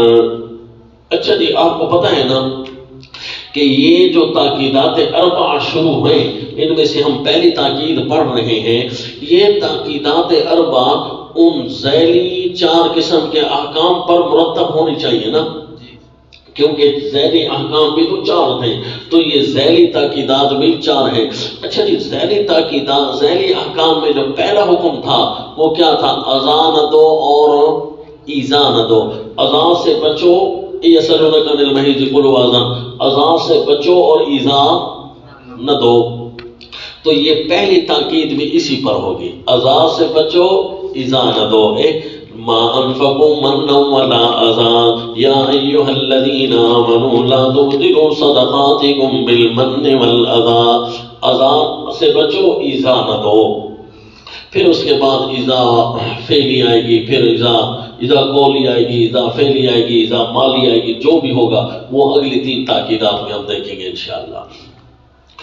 یہ لا تبطلوا صدقاتکم بالمن والاذی، احسان رکھ کر، ایذا دے کر، اپنی خیرات کو ضائع مت کرنا۔ تنبیہ آ گئی، کالذی ينفق مالہ رئاء الناس، اس شخص کی طرح جو خرچ کرتا ہے اپنا مال لوگوں کو دکھانے کو، ولا یؤمن باللہ والیوم الاخر، یہ جو کافر ہوتے ہیں نا، مال خرچ کرتے ہیں صرف ان کی نمود و نمائش مطلوب ہوتی ہے، یہ اللہ پر اور آخرت پر ان کا کوئی ایمان نہیں ہوتا، یا آخرت سے لینے دینے کے ساتھ متعلق ان کے کوئی کام نہیں ہے۔ یہ اس لیے اپنی ٹھاٹ باٹ بناتے ہیں، سڑکیں بنائیں گے، بجلیاں لگوائیں گے، فائدے لوگوں کے کریں گے تاکہ اپنے ووٹ سمیٹیں، تاکہ اپنی بادشاہت کا نقطہ اور سکہ جمائیں، تاکہ ریا الناس، ان کا مسئلہ صرف اور صرف نمود و نمائش ہوتی ہے۔ فَمَثَلُهُ كَمَثَلِ صَفْوَانٍ، ان کی مثال، ان کی حالت، جس طرح پہلی حالت پڑھ چکے نا، اب ان کی حالت، فَمَثَلُهُ، ایسے شخص کی حالت كَمَثَلِ صَفْوَانٍ، ایک صاف پتھر کی طرح ہے، عَلَيْهِ تُرَابٌ، وہ صاف پتھر بھی ایسا ہے جس پر کو مٹی پڑی ہوئی ہے، فَأَصَابَهُ وَابِلٌ، اس آدمی کی مثال جو ریا الناس، پہلے ایسا ہے کہ مٹی میں پڑا ہے، خاک آلود آدمی ہے وہ، فَمَثَلُهُ كَمَثَلِ صَفْوَانٍ عَلَيْهِ تُرَابٌ فَأَصَابَهُ وَابِلٌ، اگر پہنچے اس کو زور سمی، زور کا می یعنی بارش، وابلن بارش می دونوں اردو کے لفظ ہیں، زور کا می اس کو اگر برسے فترکہ چھوڑ دے اس کو سلدا بالکل صاف، وہ ایک صاف سا پتھر ہے اس کے اوپر مٹی پڑی ہوئی ہے، زور کمی آ جائے تو اسے پھر بالکل صاف کر دے گا، کچھ بھی نہیں بچے گا۔ لا یقدرون علی شیء مما کسبوا، کچھ ہاتھ نہیں لگتا ایسے لوگوں کے، لا یقدرون ایسے لوگ قادر نہیں ہوتے، شیخ الہند نے منع کیا، کچھ ہاتھ نہیں لگتا ایسے لوگوں کے، ثواب مما کسبوا اس چیز کا جو انہوں نے کمایا۔ اچھا جی میری طرف دیکھیں، آپ کو دونوں مطلب سمجھو، ایک تو اس آدمی کی مثال ہے اور ایک اس کو مال خرچ کرنے کی مثال ہے، تو اب یہاں اگر توجہ کریں تو کیا مطلب ہے؟ کالذی ینفق مالہ رئاء الناس، اس آدمی کی مثال اس ایک پتھر کی طرح ہے، جو پتھر دانے کی طرح نہیں ہے، اس کی مثال اس آدمی کی مثال پتھر کی طرح ہے، پتھر خود مٹی والا پڑا تھا، مٹی والا پڑا تھا۔ کافر ایسے ہیں جو خاک آلود زندگی ہے ان کی، اور زمین سے نکلے بس زمین میں ہی پڑے ہوئے ہیں، زمین سے نکلے کوئی عرشوں تک نہیں پہنچے، انہوں نے کوئی اپنی پروازیں نہیں بنائی، کوئی ان کے نیک اعمال اوپر چڑھے نہیں، بڑھے نہیں، کوئی بڑھوتریاں نہیں ہوئی، معاشرے کو فائدہ ان سے نہیں ہوتا، بس جو بھی کام کرتے ہیں مٹی والے ہی سارے کام ہوتے ہیں، خاک آلود سارے کام ہوتے ہیں۔ یہ جو فوائد آپ کو دے رہے ہوتے ہیں نا، پہلے انہوں نے لاکھوں آپ سے ٹیکس کمائے ہوئے ہوتے ہیں، دیکھا کریں، ہے جی، یہ ہوتے خاک آلود ہیں۔ کافر پہلے ایسا ہوتا ہے جو خاک آلود ہوتا ہے، یہ اس کے ہونے نہ ہونے سے کائنات میں کوئی فرق نہیں پڑتا، لیکن اگر کوئی یہ خرچ کرتا ہے تو کیا ہو جاتا ہے؟ بس صرف اتنا ہوتا ہے کہ جو اوپر مٹی پڑی ہوئی ہوتی ہے نا، بارش آ جانے سے وہ مٹی ہٹ جاتی ہے، لیکن پتھر پھر بھی تو پتھر ہی رہتا ہے۔ اگر کوئی چیز خرچ کرتا ہے، بارش لے بھی آتا ہے اپنے مال کی، بارش برساتا بھی ہے، بارش کی طرح کیوں نہ برسائے اپنا مال؟ جی بارش کی طرح بھی اپنا مال برسائے نا، پھر بھی رہتا تو پتھر کی پتھر ہی ہے نا، یعنی صرف مٹی اوپر سے ہٹ جائے گی، زیادہ سے زیادہ یہی ہوگا۔ پہلے کوئی کام کا نہیں تھا، اب یہ ہے کہ کوئی کام اس نے دیا ہے نا جی، ریا الناس جو ہے تو فائدہ تو اس نے نہیں دیا، رہا اسی طرح پتھر کا پتھر ہے، یعنی ہمیں جتنے بھی اس نے فائدے دیے ہیں، نمود و نمائش اس سے زیادہ ہم سے کما لے گا، فائدہ تو اس نے نہ دیا ہے جی، کما لے گا۔ لا یقدرون علی شیء مما کسبوا، لوگ قادر نہیں ہوتے کسی شے پر جو کچھ انہوں نے کمایا ہے، یعنی لوگ کمائی انہوں نے خود کی ہے، اس کے فائدہ دینے سے کم از کم وہ اپنی چیز پر تو بچا لیتے، وہ اپنی چیز بھی نہیں بچا رہے ہوتے، لوگ اس کے فائدے لے کر لا یقدرون علی شیء مما کسبوا، اپنا کسب بھی لوٹا بیٹھتے ہیں ٹیکس دے دے کر، نہیں سمجھا؟ اس کے فائدے اور اس کی بارش کی مثال تو ایسی ہے، لا یقدرون، یہ جمع کا لفظ آیا، اور پہلے کالذی ینفق، یہ کیا تھا؟ مفرد کا لفظ تھا، سمجھ آ رہی ہے؟ جو خرچ کرتا ہے لوگوں کو دکھلانے کے لیے۔ اس کی پہلی مثال تو ایسی تھی کہ جیسے یہ خاک آلود ہے، مٹی کی مٹی ہے، زمین کی زمین ہے، کافر کی مثال ایسی ہوتی ہے جی، مٹی کا مٹی، مٹی کی دیوار ہوتی ہے۔ اگر کوئی بارش لاتا بھی ہے ساتھ اپنے مال و دولت خرچ کرتا بھی ہے، پھر بھی رہتا پتھر کا پتھر ہے۔ کیوں پتھر ہے؟ کہ لوگوں کو تو فائدہ نہیں ہوا، ان کے اپنے مال چھین لیتا ہے۔ لا یقدرون، یہ سڑک بنائی ہے جی، بڑا فائدہ کیا ہے جی، بڑی عوام نعرے لگا رہے ہوتے ہیں جی، نعرے فلاں آیا یہ وہ ہے جی، تب پتہ چلتا ہے ان کے اپنے خزانوں سے ہاتھ صاف ہو رہے ہوتے ہیں۔ لوگوں کی اپنی کمائی جب آتے ہیں نا بل میں لگ کر ہے جی، سڑکوں کے بل، یہ نہر فلاں بندہ نکال کر لے جی، کیا بات ہے جی اس کی، تب پتہ چلتا ہے جب ٹیکس بڑھاتا ہے نا، لا یقدرون علی شیء مما کسبوا، لوگ اپنی کمائی پر بھی قادر نہیں رہتے، یعنی ظلم و جبر سے وہ ان سے چھین کر لے جاتا ہے۔ واللہ لا یہدی القوم الکافرین، اور اللہ نہ نہیں دکھاتا کافر قوم کو۔